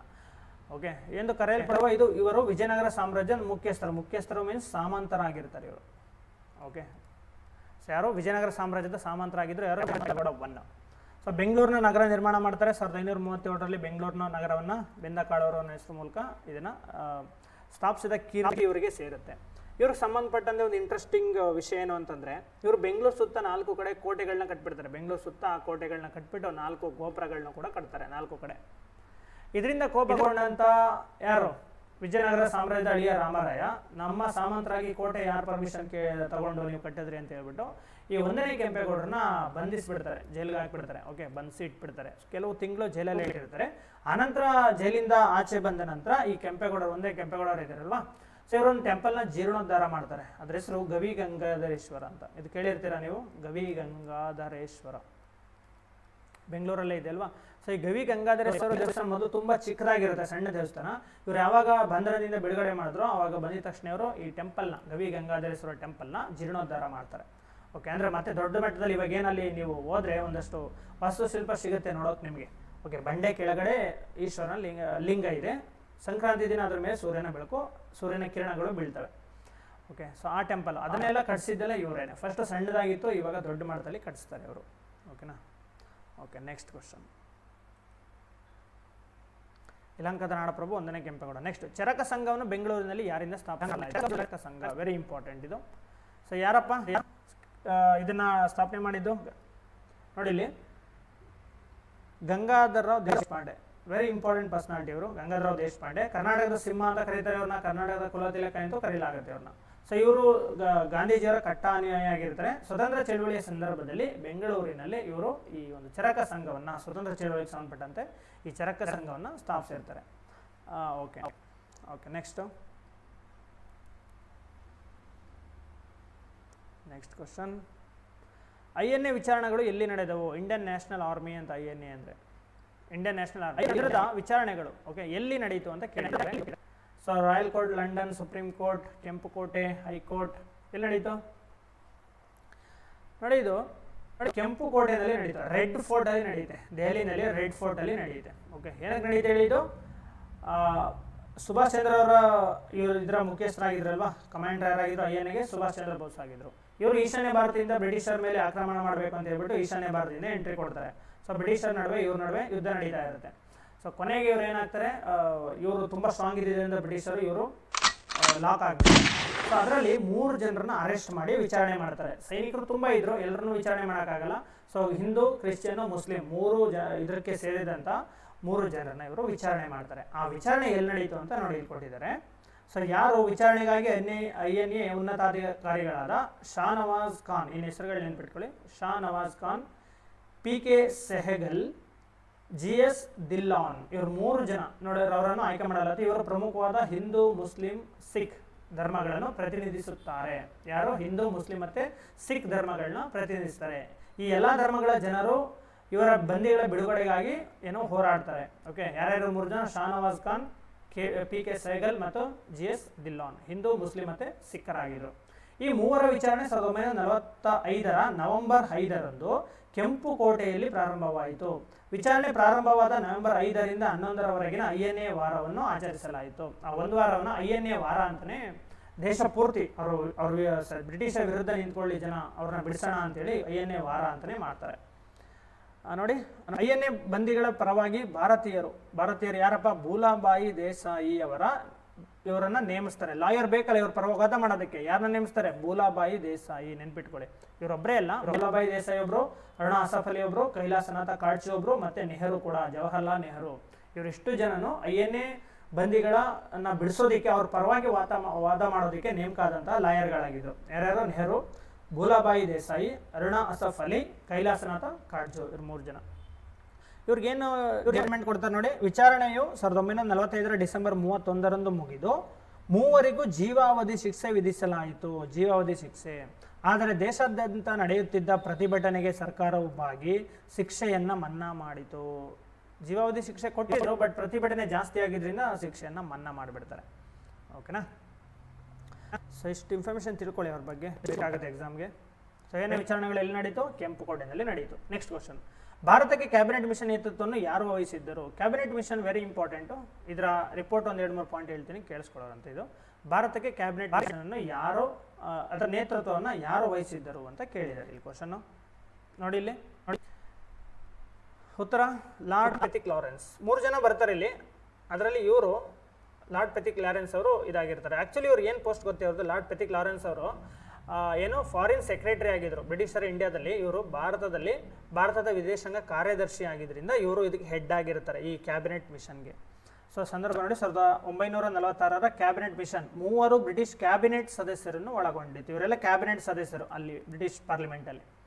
ಲಾರ್ಡ್ ಪೆಥಿಕ್ ಲಾರೆನ್ಸ್ ಇವರೇನಾಗಿದ್ದಾರೆ? ಭಾರತದ ವಿದೇಶಾಂಗ ಕಾರ್ಯದರ್ಶಿ ಆಗಿದ್ರು. ಸೊ ಸರ್ ಸ್ಟಾಫರ್ಡ್ ಕ್ರಿಪ್ಸ್ ಮತ್ತು AV Alexander. So Pethick Lawrence ಈ ಮಿಷನ್ ಅನ್ನು ಮುನ್ನಡೆಸಿದರು. ಯಾಕೆ ಹೇಳಿ? ಇವರೇ ಅಲ್ವಾ ಮೇನ್ ಭಾರತ ವಿದೇಶಾಂಗ ಕಾರ್ಯದರ್ಶಿ ಆಗಿದ್ರು. ಹಂಗಾಗಿ ಇವರ ನೇತೃತ್ವದಲ್ಲೇ ಇದು ನಡೆಯುತ್ತೆ. ಸೊ ಇವ್ರದ್ದು ರೆಕಮೆಂಡೇಶನ್ ಕೊಡುತ್ತೆ. So very important recommendation. 1-2-3 point ಹೇಳ್ತೀನಿ, ನೋಡ್ಕೊಳ್ಳಿ. ಆಯೋಗದ ಶಿಫಾರಸುಗಳು, ಕ್ಯಾಬಿನೆಟ್ ಮಿಷನ್ ಏನೇನು ರೆಕಮೆಂಡೇಶನ್ ಮಾಡಿದೆ ಅಂತ. ಸೊ ಒಂದು ಭಾರತ ಮತ್ತು ಬ್ರಿಟಿಷ್ ಭಾರತ ಮತ್ತು ದೇಶೀಯ ರಾಜ್ಯಗಳನ್ನು ಒಳಗೊಂಡ ಒಕ್ಕೂಟ ಮಾದರಿ ಅಥವಾ ಫೆಡರಲ್ ಸರ್ಕಾರವನ್ನು ರಚಿಸಬೇಕು ಅಂತ ಹೇಳ್ತಾರೆ. ಓಕೆ, ನೆಕ್ಸ್ಟ್, ಕೇಂದ್ರ ಪಟ್ಟಿಯಲ್ಲಿರುವ ವಿಷಯಗಳನ್ನು ಬಿಟ್ಟು ಇತರ ವಿಷಯಗಳು ಹಾಗೂ ಉಳಿಕೆಯ ವಿಷಯಗಳನ್ನು ಪ್ರಾಂತ್ಯಗಳ ವಶದಲ್ಲಿ ಇರಬೇಕು ಅಂತ. ಅಂದ್ರೆ ಇದರ ಅರ್ಥ ಏನು ಅಂತಂದ್ರೆ ವಿಕೇಂದ್ರೀಕರಣ. ಪ್ರಾಂತ್ಯ ಆವಾಗ ಬ್ರಿಟಿಷರ ಕಾಲದ ಪ್ರಾಂತ್ಯ ಅಂತ ಕರೀತಾ ಇದ್ರು. ನಾವು ಸ್ವತಂತ್ರ ಅಂದ್ರೆ ಇದನ್ನೇ ರಾಜ್ಯಗಳು ಅಂತ ಕರೆಯೋದು. ಅದರ ಅರ್ಥ ಕೇಂದ್ರಕ್ಕಿಂತ ರಾಜ್ಯಗಳಿಗೆ ಹೆಚ್ಚು ಅಧಿಕಾರಗಳನ್ನ ಕೊಡಿ ಅನ್ನೋದು ಇದರ ಅರ್ಥ. ಓಕೆ, ಉಳಿಕೆ ವಿಷಯಗಳು ಪ್ರಾಂತ್ಯಗಳ ವಶದಲ್ಲಿರಲಿ ಅಂತ. ನೋಡಿ ನೆಕ್ಸ್ಟ್, ನೋಡಿ ಬ್ರಿಟಿಷ್ ಭಾರತದ ಪ್ರಾಂತ್ಯಗಳನ್ನು 3 ವರ್ಗಗಳಾಗಿ ವಿಭಜಿಸಬೇಕು. ABC ರಾಜ್ಯಗಳು ಅಂತ ಕರೀತಾರೆ. ಈ ತರ ಮಾಡಬೇಕು ಅಂತ. ನೆಕ್ಸ್ಟ್, ಇದು ವೆರಿ ಇಂಪಾರ್ಟೆಂಟ್. ಇದು ಮತ್ತೆ ಇದು ವೆರಿ ಇಂಪಾರ್ಟೆಂಟ್. ಪ್ರತ್ಯೇಕ ಪಾಕಿಸ್ತಾನದ ಬೇಡಿಕೆಯನ್ನು ತಿರಸ್ಕರಿಸಿತು. ನೋಡಿ ವೆರಿ ಇಂಪಾರ್ಟೆಂಟ್ ಫ್ರೆಂಡ್ಸ್. ಇದು ಪಾಕಿಸ್ತಾನ ಇಂಡಿಯಾ ಡಿವೈಡ್ ಮಾಡಬೇಕು ಅಂತ ಇದ್ರಲ್ಲ, ಬಟ್ ಕ್ಯಾಬಿನೆಟ್ ಮಿಷನ್ ಇದನ್ನ ರಿಜೆಕ್ಟ್ ಮಾಡುತ್ತೆ. ಈ ಪಾಯಿಂಟೇ ಇಂಪಾರ್ಟೆಂಟ್ ಇದರಲ್ಲಿ. ಓಕೆನಾ? ಈ ಪಾಯಿಂಟ್ ನೋಡಿ, ಇದು ಕೂಡ ಇಂಪಾರ್ಟೆಂಟ್. ಪರೋಕ್ಷ ಚುನಾವಣೆ ಮೂಲಕ ಸಂವಿಧಾನ ರಚನಾ ಸಮಿತಿಯನ್ನು ರಚನೆ ಮಾಡಬೇಕು. ನೋಡಿ, ಸಂವಿಧಾನ ರಚನಾ ಸಮಿತಿ ಏನಿದೆಯಲ್ವಾ, ಇದು ಡೈರೆಕ್ಟ್ ಎಲೆಕ್ಷನ್ ಆಗಿಲ್ಲ ಫ್ರೆಂಡ್ಸ್. ಇದು ಬ್ರಿಟಿಷ್ ಇಂಡಿಯಾದಲ್ಲಿ ಪರೋಕ್ಷ ಚುನಾವಣೆ ಮೂಲಕ ಆಯಿತು, ಇಂಡೈರೆಕ್ಟ್ ಎಲೆಕ್ಷನ್ ಮೂಲಕ. ಎಲ್ಲೆಲ್ಲಿ ರಾಜ ಸಂಸ್ಥಾನಗಳಿದ್ವು ಅಲ್ಲಿ ನಾಮಕರಣದ ಮೂಲಕ ಆಗುತ್ತೆ. ಓಕೆ, ಸೊ ಟೋಟಲಿ ಇದು ಇಂಡೈರೆಕ್ಟ್ ಎಲೆಕ್ಷನ್ ಆಗಿರೋದು ಇದು. ಓಕೆ, ಸೊ ಇದಿಷ್ಟು ನೆನ್ಪಿಟ್ಕೊಳ್ಳಿ ಕ್ಯಾಬಿನೆಟ್ ಮಿಷನ್ಗೆ ಸಂಬಂಧಪಟ್ಟಂತೆ. ನೆಕ್ಸ್ಟ್ ಕ್ವಶನ್, 371J ಬಗ್ಗೆ ಕೇಳಿದ್ದಾರೆ. ಇದು ನಿಮಗೆ ಗೊತ್ತಿರಲೇಬೇಕು. 371Jಯಲ್ಲಿ ರಾಜ್ಯಪಾಲರು ಯಾವ ರಾಜ್ಯಕ್ಕೆ ಸಂಬಂಧಿಸಿದಂತೆ ವಿಶೇಷ ನಿಬಂಧನೆಗಳನ್ನು ಹೊಂದಿದ್ದಾರೆ ಅಲ್ವಾ. ಸೊ ಕರ್ನಾಟಕಕ್ಕೆ ಸಂಬಂಧಪಟ್ಟಿರುವಂಥ ಒಂದು ಆರ್ಟಿಕಲ್ ಇದು. ಸೊ ನೋಡಿ, ಇದು ಸಂವಿಧಾನ ತಿದ್ದುಪಡಿ ಕಾಯ್ದೆ ಯಾವುದು? Very important. 48ನೇ ತಿದ್ದುಪಡಿ ಕಾಯ್ದೆ ಯಾವುದು? 371J ಅನ್ನು ತಂದಿದ್ದು. ಹೈದರಾಬಾದ್ ಕರ್ನಾಟಕದ 6 ಜಿಲ್ಲೆಗಳಿಗೆ ವಿಶೇಷ ಸ್ಥಾನಮಾನವನ್ನು ಮಾಡೋದಕ್ಕೆ ರಾಜ್ಯಪಾಲರಿಗೆ ಎಕ್ಸ್ಟ್ರಾ ಅಧಿಕಾರವನ್ನು ಕೊಡ್ತಾರೆ. ಯಾವ ತಿದ್ದುಪಡಿ ಇದು? 98ನೇ ತಿದ್ದುಪಡಿ 2012. ಜಾರಿಗೆ ಬಂದ 2012ರಲ್ಲಿ ಅಂಗೀಕರಿಸಲ್ಪಟ್ಟೆ. ಪಾರ್ಲಿಮೆಂಟಲ್ಲಿ ಇದು ಅಂಗೀಕಾರ ಆಗುತ್ತೆ. ಬಟ್ ಜಾರಿಗೆ ಬರೋದು ಯಾವಾಗ? ಜನವರಿ 1, 2013ರಲ್ಲಿ ಇದು ಜಾರಿಗೆ ಬರುತ್ತೆ. ಸೊ ನೋಡಿ, ಕರ್ನಾಟಕ. ಸೊ ಇದು ಯಾವ ಜಿಲ್ಲೆಗಳು ಅಂತ ಇಲ್ಲಿ ಕೊಟ್ಟಿದ್ದಾರೆ ನೋಡಿ. ಬೀದರು, ಗುಲ್ಬರ್ಗ, ಯಾದಗಿರಿ, ರಾಯಚೂರು, ಕೊಪ್ಪಳ, ಬಳ್ಳಾರಿ. ಸೊ ಈಗ ಇಲ್ಲಿ 6 ಜಿಲ್ಲೆ ಮಾತ್ರ ಇದೆ. ಬಟ್ ಇದನ್ನ ಬಳ್ಳಾರಿಯನ್ನು ಡಿವೈಡ್ ಮಾಡಿ ವಿಜಯನಗರ ಅಂತಲೂ ಮಾಡಿದಾರಲ್ವಾ, ವಿಜಯನಗರ. ಈಗ 7 ಜಿಲ್ಲೆಗಳಿರೋದು. ಸೊ ಬೀದರ್, ಗುಲ್ಬರ್ಗ ಅಂದರೆ ಕಲಬುರಗಿ, ಯಾದಗಿರಿ, ರಾಯಚೂರು, ಕೊಪ್ಪಳ, ಬಳ್ಳಾರಿ ಮತ್ತು ವಿಜಯನಗರ. ಒಟ್ಟು ಎಷ್ಟು ಜಿಲ್ಲೆಗಳು? ಒಟ್ಟು 7 ಜಿಲ್ಲೆಗಳು. ಈ 7 ಜಿಲ್ಲೆಗಳು ಹೈದರಾಬಾದ್ ಕರ್ನಾಟಕ ಪ್ರಾಂತ್ಯಕ್ಕೆ ಬರ್ತವೆ. ಈಗ ಅದನ್ನ ಹೆಸರನ್ನ ಚೇಂಜ್ ಮಾಡಿ KK ಅಂತ ಮಾಡಿದ್ದಾರೆ. ಫಸ್ಟ್ HK ಎಂದಿತ್ತು, ಈಗ ಅದು KK, ಕಲ್ಯಾಣ ಕರ್ನಾಟಕ ಅಂತ ನೇಮ್ ಚೇಂಜ್ ಮಾಡಿದ್ದಾರೆ. ಓಕೆ, ಸೊ ಇದೇನು ಇದರಿಂದ ಲಾಭ? ರಾಜ್ಯಪಾಲರಿಗೆ ಪ್ರತ್ಯೇಕ ಅಭಿವೃದ್ಧಿ ಮಂಡಳಿಯನ್ನು ಸ್ಥಾಪಿಸಲು ಅಧಿಕಾರ ನೀಡುತ್ತದೆ. ಸಮಾನ ನಿಧಿ ಹಂಚಿಕೆಯನ್ನು ಖಚಿತಪಡಿಸುತ್ತದೆ. ಮತ್ತು ಶಿಕ್ಷಣ, ಸರ್ಕಾರಿ ಉದ್ಯೋಗದಲ್ಲಿ ಸ್ಥಳೀಯ ಮೀಸಲಾತಿ. ವೆರಿ ಇಂಪಾರ್ಟೆಂಟ್ ನೋಡಿ, ಇದು ಹೈದರಾಬಾದ್ ಕರ್ನಾಟಕ ಮೀಸಲಾತಿ ಬಂದಿದೆ ಈ ತಿದ್ದುಪಡಿಯಿಂದ. ಯಾವುದರಲ್ಲಿ? ಶಿಕ್ಷಣ ಕ್ಷೇತ್ರದಲ್ಲಿ ಮತ್ತು ಸರ್ಕಾರಿ ಉದ್ಯೋಗಗಳಲ್ಲಿ, ಗೌರ್ಮೆಂಟ್ ಜಾಬಲ್ಲಿ ರಿಸರ್ವೇಷನ್ ಸಿಗುತ್ತೆ. ಓಕೆ, ತಿದ್ದುಪಡಿ ನೆನ್ಪಿಟ್ಕೊಳ್ಳಿ, 98ನೇ ತಿದ್ದುಪಡಿ ಕರ್ನಾಟಕ ಸಂಬಂಧಪಟ್ಟಿದ್ದು. ನೆಕ್ಸ್ಟ್ ಕ್ವಶನ್, ಯಾವ ವಿಧೇಯಕದ ಪ್ರಕಾರ ಅಸ್ಪೃಶ್ಯತೆ ನಿರ್ಬಂಧಿಸಿದೆ ಮತ್ತು ಅದರ ಆಚರಣೆಯು ಶಿಕ್ಷಾರ್ಹವಾಗಿದೆ ಅಂತ ಕೇಳಿದ್ದಾರೆ. ಅನ್ಟಚಬಿಲಿಟಿ ಬಗ್ಗೆ ಕೇಳಿದ್ದಾರೆ ಫ್ರೆಂಡ್ಸ್. ಇದು ಗೊತ್ತಿದೆ ಅಲ್ವಾ, ಆರ್ಟಿಕಲ್ 17 ಇದು ಅಲ್ವಾ, ಅಸ್ಪೃಶ್ಯತೆ ನಿಷೇಧನ ಮಾಡಬೇಕು ಅಂತ ಹೇಳುತ್ತೆ. ಇದು ಯಾವುದೇ ನೋಡಿ, ಇದು ಫಂಡಮೆಂಟಲ್ ರೈಟ್ಸ್ ಅಲ್ಲೆಲ್ಲ ಅಬ್ಸಲ್ಯೂಟ್ ರೈಟ್ಸ್ ಅಂದ್ರೆ ಇದೊಂದೇ, ಅಂದ್ರೆ ಯಾವುದೇ ಇದಕ್ಕೆ ರೆಸ್ಟ್ರಿಕ್ಷನ್ಸ್ ಇಲ್ಲ, ಯಾವುದೇ ವಿನಾಯಿತಿಗಳು ಕೂಡ ಇಲ್ಲ, ಅಬ್ಸಲ್ಯೂಟ್ ಅಂತ ಕರೀತಾರೆ ಇದನ್ನ. ಮಿಕ್ಕಿದ್ದಕ್ಕೆಲ್ಲ ಇದಿದೆ, ಏನಿದೆ ವಿನಾಯಿತಿಗಳಿದೆ, ಬಟ್ ಇದಕ್ಕೆ ಮಾತ್ರ ಯಾವುದೇ ವಿನಾಯಿತಿ ಇಲ್ಲ. ಅಬ್ಸಲ್ಯೂಟ್ ರೈಟ್ ಅಂದ್ರೆ ಇದೊಂದೇ, ಅಸ್ಪೃಶ್ಯತೆಯನ್ನ ನಿಷೇಧ ಮಾಡಬೇಕು ಅಂತ. 15 ಏನು ಹೇಳುತ್ತೆ, 15 ಭಾರತದ ಯಾವುದೇ ವ್ಯಕ್ತಿಗಳ ನಡುವೆ ಲಿಂಗ, ಜಾತಿ, ಓಕೆ, ಇದರ ಆಧಾರದ ಮೇಲೆ, ಪ್ರದೇಶ ಇದು ಯಾವುದೇ ಆಧಾರದ ಮೇಲೆ, ಧರ್ಮ, ಲಿಂಗ, ಜಾತಿ, ಏಜು, ಇದು ಯಾವುದೇ ಆಧಾರದ ಮೇಲೆ ಏನು ಮಾಡಬಾರ್ದು ಅಂತ ಆರ್ಟಿಕಲ್ 15 ಹೇಳುತ್ತೆ. ನೆಕ್ಸ್ಟ್ ಆರ್ಟಿಕಲ್ 14 ಏನು ಹೇಳುತ್ತೆ, 14 ಸಮಾನತೆ ಬಗ್ಗೆ ಹೇಳುತ್ತೆ. ಅಷ್ಟೇ ಗೊತ್ತಿದ್ರೆ ಸಾಕಾ. ನೋಡಿ ಇಲ್ಲಿ ಆರ್ಟಿಕಲ್ 14 ಅಲ್ಲಿ 2 ಆರ್ಟಿಕಲ್ ಇದೆ. ಒಂದು 14 ಕ್ಲಾಸ್ ಎ ಅಂತ, ಓಕೆನಾ, ಎ 14 ಅಲ್ಲಿ ಎ ಏನು ಹೇಳುತ್ತಪ್ಪ, ಇದು ಈಕ್ವಾಲಿಟಿ ಬಿಫೋರ್ ದ ಲಾ ಅಂತ ಹೇಳುತ್ತೆ. ಕಾನೂನಿನ ಎದುರು ಎಲ್ಲರೂ ಸಮಾನರು, ಕಾನೂನಿನ ಎದುರು ಎಲ್ಲರೂ ಸಮಾನರು ಅಂತ ಹೇಳುತ್ತೆ. ಇನ್ನೊಂದು ಬಿ 14 ಕ್ಲಾಸ್ ಬಿ ಇದೇನು ಹೇಳುತ್ತೆ, ಈಕ್ವಲ್ ಪ್ರೊಟೆಕ್ಷನ್ ಆಫ್ ಲಾ ಅಂತ ಹೇಳುತ್ತದೆ. ಕಾನೂನಿನ ಸಮಾನ ಸಂರಕ್ಷಣೆ, ಕಾನೂನಿನ ಸಮಾನ ಸಂರಕ್ಷಣೆ ಅಂತ ಹೇಳುತ್ತೆ. ಎರಡು ಬೇರೆ ಬೇರೆ ಫ್ರೆಂಡ್ಸ್. ಇದು 14 ಕ್ಲಾಸ್ 1 ಅಂತಲೂ ಕರಿಬೋದು, 14 ಕ್ಲಾಸ್ ಎ ಅಂತಲೂ ಕರಿಬೋದು. ಸೊ 14 ಕ್ಲಾಸ್ ಏನು ಹೇಳುತ್ತೆ, ಕಾನೂನು ಎದುರು ಎಲ್ಲರೂ ಈಕ್ವಲ್ ಆಗಿದ್ದಾರೆ ಅಂತ ಹೇಳ್ಬಿಡುತ್ತೆ ಇದು. ಓಕೆ, ಇದನ್ನು ಎಲ್ಲಿಂದ ತಗೊಂಡ್ವಿ ನಾವು ಅಂದರೆ ಇಂಗ್ಲೆಂಡಿಂದ ತಗೊಂಡ್ವಿ. ವೆರಿ ಇಂಪಾರ್ಟೆಂಟ್, ಇದು ನೆನ್ಪಿಟ್ಕೊಳ್ಳಿ, ಇಂಗ್ಲೆಂಡಿಂದ ತಗೊಂಡ್ವಿ. 14 ಕ್ಲಾಸ್ ಬಿ ಇದೆಯಲ್ವಾ, ಕಾನೂನಿನ ಸಮಾನ ಸಂರಕ್ಷಣೆ ಅಂತ, ಈಕ್ವಲ್ ಪ್ರೊಟೆಕ್ಷನ್ ಆಫ್ ಲಾ, ಇದನ್ನ ಎಲ್ಲಿಂದ ತಗೊಂಡ್ವಿ, US ಕಾನ್ಸ್ಟಿಟ್ಯೂಷನ್ ಇಂದ ತಗೊಂಡ್ವಿ, ಅಮೆರಿಕದ ಸಂವಿಧಾನದಿಂದ ತಗೊಂಡಿದ್ವಿ. ಡಿಫ್ರೆನ್ಸ್ ಏನಪ್ಪಾ ಅಂತಂದ್ರೆ 14 ಕ್ಲಾಸ್ ಏನಿದೆಯಲ್ವ, ಕಾನೂನು ಎದುರು ಸಮಾನರು ಅಂತ ಅನ್ನೋದು, ಇದು ನೆಗೆಟಿವ್ ರೈಟ್ಸ್, ನೆನ್ಪಿಟ್ಕೊಳ್ಳಿ, ಇದು ನೆಗೆಟಿವ್ ರೈಟ್ಸ್, ನೆಗೆಟಿವ್ ನಕಾರಾತ್ಮಕ ಹಕ್ಕಾಗಿರ್ತದೆ. ಯಾಕೆಂದ್ರೆ ಇಲ್ಲಿ ಬಡವ ಶ್ರೀಮಂತ ಎಲ್ಲರೂ ಈಕ್ವಲ್ ಆಗಿ ಟ್ರೀಟ್ ಮಾಡಿಬಿಡ್ತಾರೆ. ಸೊ ಆ ಥರ ಟ್ರೀಟ್ ಮಾಡೋಕ್ಕಾಗಲ್ಲ, ಕೆಲವೊಬ್ಬರಿಗೆ ವಿಶೇಷವಾದ ಅವಕಾಶಗಳನ್ನ ಕೊಡಬೇಕಾಗತ್ತೆ. ಸೊ ಹಾಗಾಗಿ ಇದು ನೆಗೆಟಿವ್ ಅಂತ ಕರೀತಾರೆ. ಕಾನೂನಿನ ಸಮಾನ ಸಂರಕ್ಷಣೆ ಇದು ಪಾಸಿಟಿವ್ ರೈಟ್, ಸಕಾರಾತ್ಮಕ ಹಕ್ಕಾಗಿರುತ್ತೆ. ಸೊ ನಾವು ಇಂಡಿಯಾದಲ್ಲಿ ನೋಡಿ ಎರಡನ್ನೂ ಯೂಸ್ ಮಾಡ್ತಾ ಇದೀವಿ, ಇಂಡಿಯಾದಲ್ಲಿ ಎರಡು ಯೂಸ್ ಮಾಡ್ತಾ ಇದೀವಿ. ಹೆಚ್ಚು ಕೆಲವೊಂದು ಕಡೆ ಸಮಾನ ಪರಿಸ್ಥಿತಿಗಳಲ್ಲಿ ಸಮಾನರಾಗಿ ಕಾಣುವುದು ಅಂತ ಕರೀತಾರೆ ಇದನ್ನ. ಸೊ ಎಲ್ಲರೂ ಸಮಾನರು ಅಂತಾನೆ ಟ್ರೀಟ್ ಮಾಡ್ಲಾಗುತ್ತೆ. ಬಟ್ ಕೆಲವೊಂದು ಕಡೆ ನೋಡಿ ನಾವೇನ್ ಮಾಡ್ತಾ ಇದೀವಿ, ರಿಸರ್ವೇಶನ್ ಕೊಡ್ತಾ ಇದೀವಿ. ರಿಸರ್ವೇಶನ್ ಇದ್ರ ಪ್ರಕಾರ ಇದೆ, ಎ ಪ್ರಕಾರ ಇದೆಯಾ, ಅಲ್ಲ, ಬಿ ಪ್ರಕಾರ ಇರೋದು. 14 ಕ್ಲಾಸ್ ಬಿ ಯಾರು ಅವಕಾಶ ವಂಚಿತರಾಗಿದ್ರು ಅವ್ರಿಗೆ ಎಕ್ಸ್ಟ್ರಾ ರಿಸರ್ವೇಶನ್ ಕೊಡೋದು, ಸಾಮಾಜಿಕ ಭದ್ರತೆಗಳನ್ನ ಒದಗಿಸೋದು, ವಯಸ್ಸಾಗಿರೋರಿಗೆ ದುಡ್ಡು ಕೊಡೋದು, ಇದಕ್ಕೆಲ್ಲ ಸಂಬಂಧಪಡುತ್ತೆ. ಸೊ ಆರ್ಟಿಕಲ್ 14 ಅಲ್ಲಿ 2 article very important, 14 class A, 14 class B ಅಂತ ಕರಿತೀವಿ. 14 class A equality before the law ಅಂತ ಕರೀತಾರೆ. 14 ಕ್ಲಾಸ್ ಬಿ ಅಥವಾ 14 ಕ್ಲಾಸ್ 2 ಅಂತಾನು ಕರೀಬಹುದು, ಈಕ್ವಲ್ ಪ್ರೊಟೆಕ್ಷನ್ ಆಫ್ ಲಾ ಅಂತ ಬರುತ್ತೆ. ಸೊ ಎ ಇಂಗ್ಲೆಂಡಿಂದ ಬಂದಿದೆ, ಬಿ ಅಮೆರಿಕದಿಂದ ಬಂದಿದೆ. 14 class A negative, 14 class B positive. Okay, so very important, ಇದು ನೆನ್ಪಿಟ್ಕೊಳ್ಳಿ.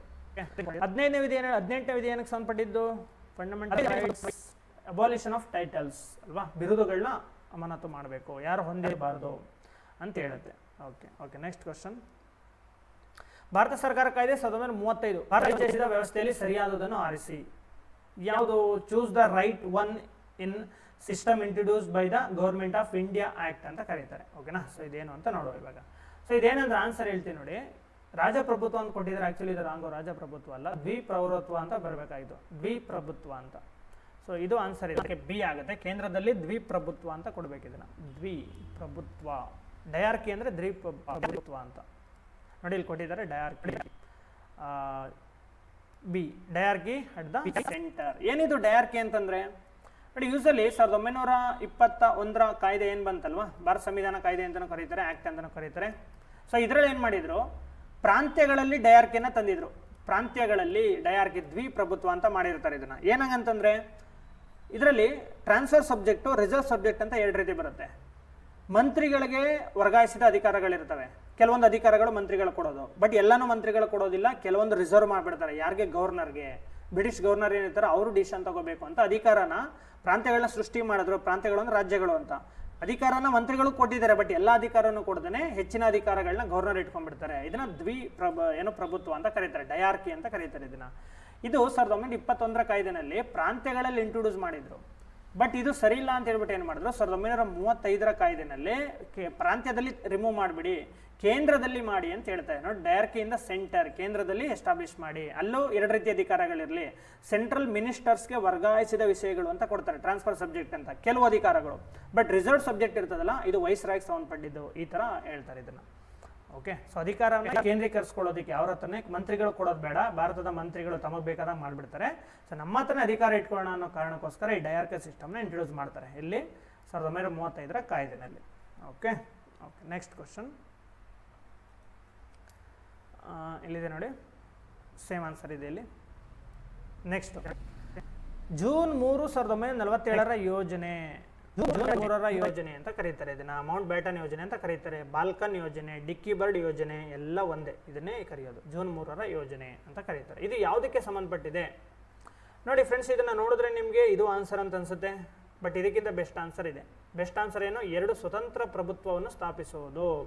ಸೆಟಪ್ 2 ಇಂಡಿಪೆಂಡೆಂಟ್ ಡೊಮಿನಿಯನ್ಸ್ ಅಂತ ಕರೀತಾರೆ. ಅಂದರೆ 2 ಸ್ವತಂತ್ರ ಏನು ಡೊಮಿನಿಯನ್ ಅಂದರೆ 2 ದೇಶಗಳನ್ನ ಸ್ಥಾಪನೆ ಮಾಡೋದು ಅಂತ. ಭಾರತ ಮತ್ತು ಪಾಕಿಸ್ತಾನ ಅನ್ನೋ 2 ಯೋಜನೆಗಳನ್ನ, 2 ದೇಶಗಳನ್ನ ಸ್ಥಾಪನೆ ಮಾಡಬೇಕು, ಇಂಡಿಯಾನ ಡಿವೈಡ್ ಮಾಡಿ ಅನ್ನೋದಕ್ಕೆ ಸಂಬಂಧಪಟ್ಟಿದೆ ಜೂನ್ 3 ಯೋಜನೆ. ಮೌಂಟ್ ಬ್ಯಾಟನ್ ಯೋಜನೆ, ಡಿಕ್ಕಿ ಬರ್ಡ್ ಯೋಜನೆ, ಬಾಲ್ಕನ್ ಯೋಜನೆ ಅಂತೆಲ್ಲ ಕರೀತಾರೆ ಇದನ್ನು. ಏನು 2 ರಾಷ್ಟ್ರಗಳನ್ನ ಸ್ಥಾಪನೆ ಮಾಡಬೇಕು ಅಂತ ಇದರ ಒಂದು ಉದ್ದೇಶ ಆಗಿರುತ್ತೆ. Okay okay, next question. ಸಂವಿಧಾನ ಸಭೆಯ ಕರಡು ಸಮಿತಿಯನ್ನು ಈ ದಿನದಂದು ನೇಮಿಸಿತು. Very important. ಡ್ರಾಫ್ಟಿಂಗ್ ಕಮಿಟಿಯನ್ನು ಯಾವಾಗ ಎಸ್ಟಾಬ್ಲಿಷ್ ಮಾಡಿದ್ರು ಅಂತ ಕೇಳಿದ್ದಾರೆ. ಸೊ ಏನಿದು ಆಪ್ಷನ್ ಏನು ನೋಡಿ, 26 ನವೆಂಬರ್ 1949. ಏನ್ ಡೇ ಇದು? ಇದು ಕಾನ್ಸ್ಟಿಟ್ಯೂಷನ್ ಅಡಾಪ್ಟ್ ಆದಂಥ ದಿನ. ಕಾನ್ಸ್ಟಿಟ್ಯೂಷನ್ ಅಡಾಪ್ಟೆಡ್ ಯಾವತ್ತು? ನವೆಂಬರ್ 26, 1949 ಕಾನ್ಸ್ಟಿಟ್ಯೂಷನ್ ಅಂಗೀಕರಿಸಲಾಯಿತು, ಜಾರಿಗೆ ಬಂದಿಲ್ಲ, ಜಸ್ಟ್ ಅಂಗೀಕರಿಸಲಾಯಿತು. ಇದೇನಿದು ಡಿಸೆಂಬರ್ 9, 1946 ಅಂದರೆ ಸಂವಿಧಾನ ರಚನಾ ಸಮಿತಿಯ ಮೊದಲ ಸಭೆ ನಡೆದಂಥ ದಿನ. ಮೊದಲ ಸಭೆ ನಡೆದಿದ್ದು ಡಿಸೆಂಬರ್ 9, 1946. ಇದು ಯಾವುದಕ್ಕೂ ಸಂಬಂಧಪಡಲ್ಲ ನೋಡಿ. ಇದು ಆಕ್ಚುಲಿ ಆನ್ಸರ್. ಇದು ಆಗಸ್ಟ್ 29, 1947. ನೋಡಿ, ಸಂವಿಧಾನ ರಚನಾ ಸಮಿತಿ ಪ್ರಾರಂಭ ಆಗಿದೆ 46ರಲ್ಲಿ, ಡಿಸೆಂಬರ್ 9ರಲ್ಲಿ. ಬಟ್ ಕರಡು ಸಮಿತಿ ಬಂದಿದ್ದು ಯಾವಾಗ? ನೆಕ್ಸ್ಟ್ ಇಯರ್ ಆಗಸ್ಟ್ 29ನಲ್ಲಿ. ಯಾಕೆ ಅಲ್ಲಿವರೆಗೂ ವೆಯ್ಟ್ ಮಾಡಿದ್ರು?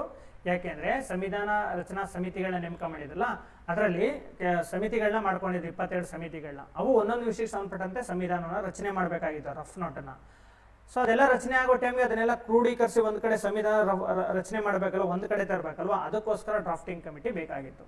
ಸೊ ಅವಾಗ 29 ಆಗಸ್ಟ್ 1947ರಲ್ಲಿ ಇದನ್ನ ಏನು ಮಾಡ್ತಾರೆ, ನೇಮಕ ಮಾಡ್ತಾರೆ. ಇದರ ಅಧ್ಯಕ್ಷರು ಯಾರು ಅಂತ ಹೇಳ್ತೀರಾ? ಯಾರಿದ್ರ ಅಧ್ಯಕ್ಷರು ನೋಡಿ? ಬ್ಯಾಟನ್ ಯೋಜನೆ ಬಗ್ಗೆ ಇನ್ನೊಂದು ಸ್ವಲ್ಪ ಇದೆ ನೋಡಿ. ಇಲ್ಲಿ ಬ್ಯಾಟನ್ ಯೋಜನೆ ಜೂನ್ 3 ಯೋಜನೆ ಅಲ್ವಾ?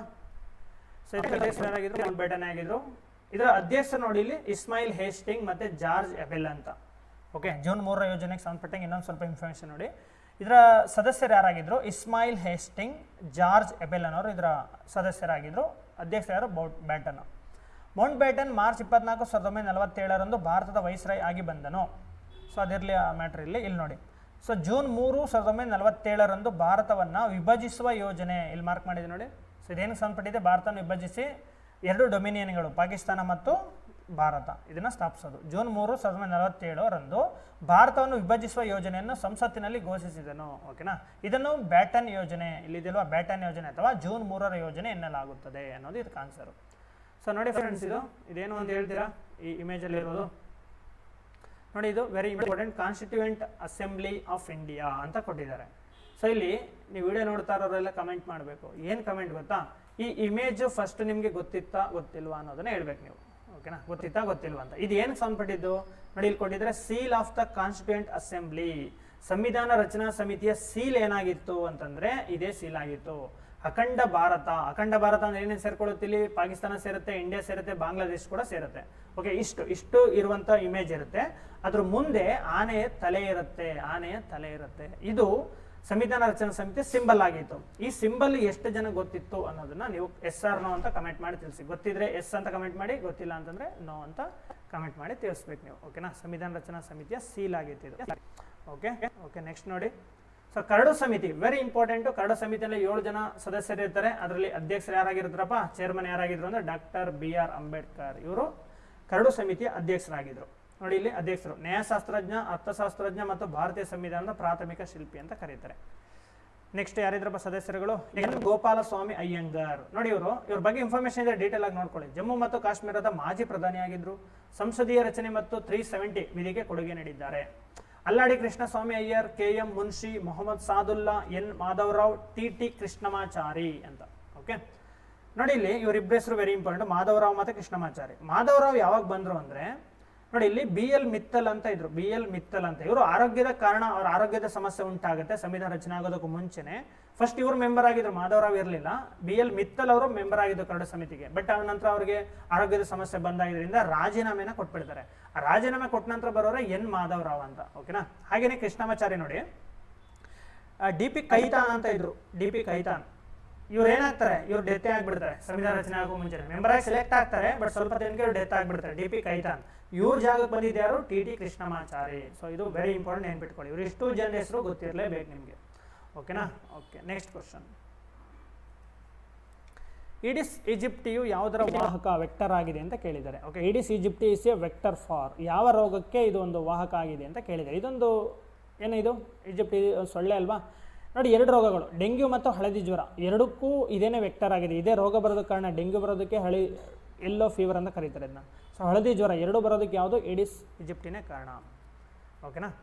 ಇಲ್ಲಿ ನೋಡಿ, ಏಡಿಸ್ ಈಜಿಪ್ಟಿ ಸೊಳ್ಳೆಯು ಹಲವಾರು ವೈರಲ್ ರೋಗಗಳನ್ನು ಹರಡುವ ಪ್ರಾಥಮಿಕ ವಾಹಕವಾಗಿದ್ದು ಮುಖ್ಯವಾಗಿ ಡೆಂಗ್ಯೂ ಜ್ವರ, ಹಳದಿ ಜ್ವರ, ಚಿಕನ್ ಗುನ್ಯಾ, ಜಿಕಾ ವೈರಸ್ ಹರಡುತ್ತದೆ. ಇದೆಲ್ಲದಕ್ಕೂ ಇದೇ ಕಾರಣ. ನೋಡಿ ಇದು ನೋಡಿ, ಜಪಾನೀಸ್ ಎನ್ಸೆಫಲೈಟಿಸ್. ಇದಕ್ಕೇನು ಸಂಬಂಧ ನೋಡಿ? ಇದು ಜಪಾನೀಸ್ ಎನ್ಸೆಫಲೈಟಿಸ್ ಪ್ರಾಥಮಿಕವಾಗಿ ಸೋಂಕಿತ ಕ್ಯೂಲೆಕ್ಸ್ ಸೊಳ್ಳೆಗಳು, ನೆನ್ಪಿಟ್ಕೊಳ್ಳಿ, ಕ್ಯೂಲೆಕ್ಸ್ ಸೊಳ್ಳೆಗಳಿಂದ ಹರಡುವ ಒಂದು ವೈರಸ್ ಇಂದ ಬರೋದು ವೈರಲ್ ಕಾಯಿಲೆಯಾಗಿದೆ. ಹಂದಿಗಳು, ಪಕ್ಷಿಗಳಿಂದ ಇದು ಒಬ್ಬೊಬ್ಬರಿಂದ ಒಬ್ಬರಿಗೆ ಟ್ರಾನ್ಸ್ಫರ್ ಆಗುತ್ತೆ. ಸೊ ಮೇನ್ಲಿ ಕ್ಯೂಲೆಕ್ಸ್ ಸೊಳ್ಳೆಗಳು ಇದೇ ಪ್ರಮುಖವಾದ ಕಾರಣ ಜಪಾನೀಸ್ ಎನ್ಸೆಫಲೈಟಿಸ್ ಬರೋದಕ್ಕೆ. ಇದು ವೈರಸ್ ಇಂದ ಬರುವಂತ ಒಂದು ರೋಗ. ಓಕೆನಾ? ಸೊ ಏಡಿಸ್ ಮತ್ತು ಈಜಿಪ್ಟೆ ಇಲ್ಲೆಲ್ಲ ಇದೆಯಲ್ಲ, ಚಿಕನ್ ಗುನ್ಯಾ, ಜಿಕಾ ವೈರಸ್, ಹಳದಿ ಜ್ವರ, ಡೆಂಗ್ಯೂ ಎಲ್ಲದಕ್ಕೂ ಇದೇ ಕಾರಣ ಆಗಿರುತ್ತೆ. ನೆಕ್ಸ್ಟ್ ನೋಡಿ, ಇದು ಸಿಂಪಲ್ ಕ್ವಶನ್ ಫ್ರೆಂಡ್ಸ್. ಇದಕ್ಕೆ ಜಾಸ್ತಿ ಟೈಮ್ ವೇಸ್ಟ್ ಮಾಡಬಾರ್ದು. 100 ಡಿಗ್ರಿ ಸೆಲ್ಸಿಯಸ್ ಇದ್ದಾಗ ನೀರಿನ ಭೌತಿಕ ರೂಪವೇನು? ಅದರ ಫಿಸಿಕಲ್ ಫಾರ್ಮ್ ಯಾವುದು ಅಂತ. 100 ಡಿಗ್ರಿ ಸೆಲ್ಸಿಯಸ್ನಲ್ಲಿ ನೋಡಿ, ಘನ ರೂಪ ಅಂದ್ರೆ ಏನು? ಕಲ್ ಥರ ಇರೋಕ್ಕಾಗತ್ತೆ ನೀರು? ಯಾವುದೇ ಕಾರಣಕ್ಕೂ ಆಗಲ್ಲ. ಓಕೆ, 0 ಡಿಗ್ರಿಗೆ ಬಂದಾಗ ಆಗುತ್ತೆ ಕಲ್ ಥರ. ಓಕೆ, ಬಟ್ ಇಲ್ಲಿ 100 ಡಿಗ್ರಿ ಕೇಳಿರೋದು, ಕಂಪ್ಲೀಟ್ ಅಪೋಸಿಟ್ ಅಲ್ವಾ? ಸೊ ಘನ ರಾಂಗ್. ಅರೆಘನ ರೂಪದಲ್ಲಿ ಇರುತ್ತಾ? ರಾಂಗ್. ಅನಿಲ ರೂಪದಲ್ಲಿ ಇರ್ತದೆ, ದ್ರವ ರೂಪದಲ್ಲಿ ಇರ್ತದ. ನೀರು 100 ಡಿಗ್ರಿವರೆಗೂ ದ್ರವ ರೂಪದಲ್ಲಿ ಇರ್ತದೆ. ಅದ ಕುದಿಯುವ ಬಿಂದು, ನೀರಿನ ಬಾಯ್ಲಿಂಗ್ ಪಾಯಿಂಟ್ ಯಾವುದು? 100 ಡಿಗ್ರಿ ಸೆಲ್ಸಿಯಸ್ ಅಲ್ವಾ? 100 ಡಿಗ್ರಿಗೆ ಹೋಗ್ತಿದ್ದಂಗೆ ನೀರು ಅನಿಲ ರೂಪಕ್ಕೆ ಕನ್ವರ್ಟ್ ಆಗುತ್ತೆ, ಆವಿ ಆಗಿಬಿಡುತ್ತಲ್ಲ. ಸೊ ಅನಿಲ ರೂಪ ಇದರ ಫಾರ್ಮ್ ಆಗಿರ್ತದೆ 100 ಡಿಗ್ರಿ ಸೆಲ್ಸಿಯಸ್ ಅಲ್ಲಿ. ನೆಕ್ಸ್ಟ್ ನೋಡಿ, ಯಾವ ಸಂವಿಧಾನಿಕ ತಿದ್ದುಪಡಿಯು ಮಂತ್ರಿಗಳ ಮಂಡಳಿಯನ್ನು ಕೆಳಮನೆಯ 15%ಗೆ ಸೀಮಿತಗೊಳಿಸಿತು? ನೋಡಿ, ನಮ್ಮಲ್ಲಿ ಸೊ ಎಲೆಕ್ಟ್ ಆಗಿ ಈಗ ಲೋಕಸಭೆ ರಾಜ್ಯಸಭೆ ಎರಡೂ ಸೇರಿದ್ರೆ ಅದರಲ್ಲಿ ಟೋಟಲ್ ಏನೋ ಒಂದಷ್ಟು ಮೆಂಬರ್ಸ್ ಬರ್ತಾರೆ, ಲೋಕಸಭೆ ಮತ್ತೆ ರಾಜ್ಯಸಭೆ ಸೇರಿ. ಈಗ ಅಲ್ಲಿ ಬಂದವ್ರನ್ನೆಲ್ಲ ಗೆದ್ದು ಬಂದವ್ರಿಗೆಲ್ಲ ಮಂತ್ರಿ ಪೋಸ್ಟ್ ಕೊಡೋಕ್ಕಾಗತ್ತಾ? ಮಿನಿಸ್ಟರ್ ಪೋಸ್ಟ್ನ ಕೊಡೋದಕ್ಕಾಗೋದಿಲ್ಲ. ಕೆಲವ್ರಿಗೆ ಮಾತ್ರ ಕೊಡ್ತಾ ಇದ್ರು. ಬಟ್ ಎಲ್ಲರೂ ಗಲಾಟೆ ಮಾಡೋರು, ನಮಗೂ ಕೊಡಿ ಅಂತ. ಅವಾಗ ಏನು ಮಾಡೋರು? ಒಂದೇ ಮಿನಿಸ್ಟರ್ ಪೋಸ್ಟ್ನ ಡಿವೈಡ್ ಮಾಡಿ ಅವ್ರಿಗೊಬ್ಬರಿಗೆ ಇವರೊಬ್ಬರಿಗೆ ಈ ಥರ ಕೊಡೋಕೆ ಶುರು ಮಾಡಿಬಿಟ್ರು. ಅವಾಗ ಮಂತ್ರಿಗಳ ಸಂಖ್ಯೆ ಜಾಸ್ತಿ ಆಗಿಬಿಡ್ತು. ಮಂತ್ರಿಗಳ ಸಂಖ್ಯೆ ಜಾಸ್ತಿ ಅಂದರೆ ಖರ್ಚು ಜಾಸ್ತಿ, ಫೆಸಿಲಿಟಿ ಎಲ್ಲ ಜಾಸ್ತಿ ಕೊಡಬೇಕಾಗತ್ತೆ. ಅದಕ್ಕೆ ಏನು ಮಾಡಿದ್ರು? ವಾಜಪೇಯಿ ಅವರು ಇದ್ದಾಗ ನೋಡಿ 2003ರಲ್ಲಿ ಸಂವಿಧಾನಕ್ಕೆ 91ನೇ ತಿದ್ದುಪಡಿಯನ್ನು ತಂದು ಇದನ್ನ ಲಿಮಿಟ್ ಮಾಡಿಬಿಡ್ತಾರೆ. ಏನು ಮಾಡಿಬಿಡ್ತಾರೆ ನೋಡಿ, ಇಲ್ಲಿ 15% ಟೋಟಲ್ ಮೆಂಬರ್ಸಲ್ಲಿ 15% ಮಾತ್ರ. ನೋಡಿ, ಇಲ್ಲಿ ಕೆಳಮನೆ ಲೋಕಸಭೆ ಟೋಟಲ್ ಮೆಂಬರ್ ಎಷ್ಟಿದಾರಲ್ವಾ ಅದರಲ್ಲಿ 15% ಸದಸ್ಯರಿಗೆ ಮಾತ್ರ ಏನು ಮಂತ್ರಿ ಪೋಸ್ಟ್ನ ಕೊಡಬೇಕು, ಅದಕ್ಕಿಂತ ಜಾಸ್ತಿ ಕೊಡಬಾರ್ದು. 15 ನಂಬರ್ ಅಲ್ಲ, 15%. ಈಗ 100 ಜನ ಇದ್ದಾರೆ ಲೋಕಸಭೆಯಲ್ಲಿ ಅಂತಂದ್ರೆ 15 ಜನ ಕೊಡಬೇಕು. 200 ಜನ ಅಂದ್ರೆ 30 ಜನ, 300 ಜನ ಅಂದ್ರೆ 45 ಜನ, ಈ ತರ. ಸೊ ಟೋಟಲ್ ಲೋಕಸಭಾ ಸ್ಥಾನಗಳಲ್ಲಿ 15% ಮಾತ್ರ ಮಂತ್ರಿಗಳನ್ನ ಮಾಡಬೇಕು ಅಂತ ಇಲ್ಲಿ ಲಿಮಿಟ್ ಮಾಡಿಬಿಡ್ತಾರೆ. ಇದೊಂದು ಒಳ್ಳೆ ತಿದ್ದುಪಡಿ ವಾಜಪೇಯಿ ಮಾಡಿದ್ದು. ಮುಂಚೆ ತುಂಬಾ ಮಂತ್ರಿಗಳ ಪೋಸ್ಟ್ ಎಲ್ರಿಗೂ ಹಂಚ್ಬಿಡೋರು, ಒಂದೊಂದೇ 2-3 ಜನಕ್ಕೆ ಹಂಚ್ಬಿಡ್ತಾ ಇದ್ರು. ಆ ತಿದ್ದುಪಡಿ ಯಾವುದದು? 91ನೇ ತಿದ್ದುಪಡಿ. ವೆರಿ ಇಂಪಾರ್ಟೆಂಟ್ ಇದು. Okay, next question. ಭಾರತದ ಸಂಸತ್ತಿನ ಜಂಟಿ ಸಭೆ ಅಧ್ಯಕ್ಷತೆಯನ್ನು ಯಾರು ವಹಿಸ್ತಾರೆ? ಜಂಟಿ ಸಭೆ ಅಂದ್ರೆ ಜಾಯಿಂಟ್ ಸೆಷನ್ಗೆ ಅಧ್ಯಕ್ಷ ಯಾರಾಗಿರ್ತಾರೆ ಅಂತ. ಆರ್ಟಿಕಲ್ ಯಾವುದು? ಜಾಯಿಂಟ್ ಸೆಷನ್ಗೆ 108. 108ನೇ ವಿಧಿಯನ್ನೇ ಜಂಟಿ ಸಭೆಯನ್ನ ಕರೆಯಲಾಗುತ್ತೆ, ಅಧಿವೇಶನ. ಅದಕ್ಕೆ ಯಾರು ಅಧ್ಯಕ್ಷತೆಯನ್ನು ವಹಿಸಿರ್ತಾರೆ ಅಂತಂದ್ರೆ ಸೊ ಯಾರಾಗಿರ್ತಾರೆ? ಲೋಕಸಭೆಯ ಸಭಾಪತಿ ಅಂದ್ರೆ ಸ್ಪೀಕರ್, ಲೋಕಸಭಾ ಸ್ಪೀಕರ್ ಅವರು ಇದಕ್ಕೆ ಅಧ್ಯಕ್ಷತೆಯನ್ನು ವಹಿಸಿರ್ತಾರೆ. ಒಂದ್ ವೇಳೆ ಇವರಿಲ್ಲ ಅಂತಂದ್ರೆ ಯಾರಪ್ಪ? ಒಂದ್ ವೇಳೆ ಇವರಿಲ್ಲ ಅಂತಂದ್ರೆ ಯಾರಾಗಿರ್ತಾರೆ ಹೇಳ್ತೀರಾ? ನೋಡ್ಬಾ, ನೋಡಿ ಇಲ್ಲಿ ಭಾರತ ಸಂವಿಧಾನದ 118ನೇ ವಿಧಿ ಪ್ರಕಾರ, 118 ಇದು 108 ಪ್ರಕಾರ ಲೋಕಸಭೆಯ ಸ್ಪೀಕರ್ ಜಂಟಿ ಅಧ್ಯಕ್ಷತೆಯನ್ನು ವಹಿಸುತ್ತಾರೆ. ಒಂದ್ ವೇಳೆ ಇವರಿಲ್ಲ ಅಂದ್ರೆ ನೋಡಿ, ಲೋಕಸಭೆಯ ಉಪಸಭಾಪತಿ ಅಂದ್ರೆ ಡೆಪ್ಯೂಟಿ ಸ್ಪೀಕರ್, ಲೋಕಸಭೆಯವರೇ ಆಗಿರ್ಬೇಕು, ಡೆಪ್ಯೂಟಿ ಸ್ಪೀಕರು ಇದ್ರ ಅಧ್ಯಕ್ಷತೆಯನ್ನು ವಹಿಸುತ್ತಾರೆ. ನಿಮ್ಗೆ ಇನ್ನೊಂದು ಕ್ವಶನ್ ಹೇಳ್ತೀನಿ ನೋಡಿ. ಒಂದ್ ವೇಳೆ ಸ್ಪೀಕರು ಇಲ್ಲ, ಇವರು ಅವತ್ತೇನೋ ಹುಷಾರಿಲ್ಲ. ಡೆಪ್ಯೂಟಿ ಸ್ಪೀಕರು ಇಲ್ಲ. ಈಗ ಜಂಟಿ ಅಧಿವೇಶನದ ಅಧ್ಯಕ್ಷತೆಯನ್ನ ಯಾರು ವಹಿಸ್ತಾರೆ ಅನ್ನೋದನ್ನ ಕಮೆಂಟ್ ಮೂಲಕ ನೀವು ತಿಳಿಸ್ಬೇಕು. ಓಕೆನಾ? ಜಂಟಿ ಅಧಿವೇಶನದ ಸಭೆಯ ಅಧ್ಯಕ್ಷತೆಯನ್ನ ಫಸ್ಟ್ ಸ್ಪೀಕರ್ ವಹಿಸ್ಬೇಕು, ಲೋಕಸಭಾ ಸ್ಪೀಕರ್. ಅವ್ರಿಲ್ವಾ, ಲೋಕಸಭೆಯ ಡೆಪ್ಯೂಟಿ ಸ್ಪೀಕರ್ ವಹಿಸ್ಬೇಕು ಅಧ್ಯಕ್ಷತೆಯನ್ನ. ಅವರು ಇಲ್ಲ ಅಂದ್ರೆ ಮೂರನೇ ವ್ಯಕ್ತಿ ಯಾರಾಗಿರ್ಬೇಕು ಅಂತ ನೀವು ಕಮೆಂಟ್ ಮೂಲಕ ತಿಳಿಸ್ಬೇಕು ಇವಾಗ ನೀವು. ಓಕೆನಾ? Okay, next question. ಸೊ ಇಲ್ಲೇನು ಆನ್ಸರ್? ಲೋಕಸಭೆಯ ಸಭಾಪತಿ ಸ್ಪೀಕರ್ ಅಂತ. ಓಕೆ, ನೆಕ್ಸ್ಟ್ ಕ್ವಶನ್ ನೋಡಿ. ಯಾವ ಲೇಖನವು ಅದರ ನಿರ್ಣಯದ ಮೂಲಕ ರಾಜ್ಯ ಅಸೆಂಬ್ಲಿಗಳಿಗೆ ಶಾಸಕಾಂಗ ಮಂಡಳಿಯನ್ನು ಸ್ಥಾಪಿಸಬಹುದಾದ ಅಥವಾ ರದ್ದುಗೊಳಿಸಬಹುದಾದ ಅಧಿಕಾರ ನೀಡುತ್ತದೆ? ಅಂದ್ರೆ ಇಲ್ಲಿ ನೋಡಿ question. Which among the article empowered the state assembly by its resolution may establish and or abolish the legislative council.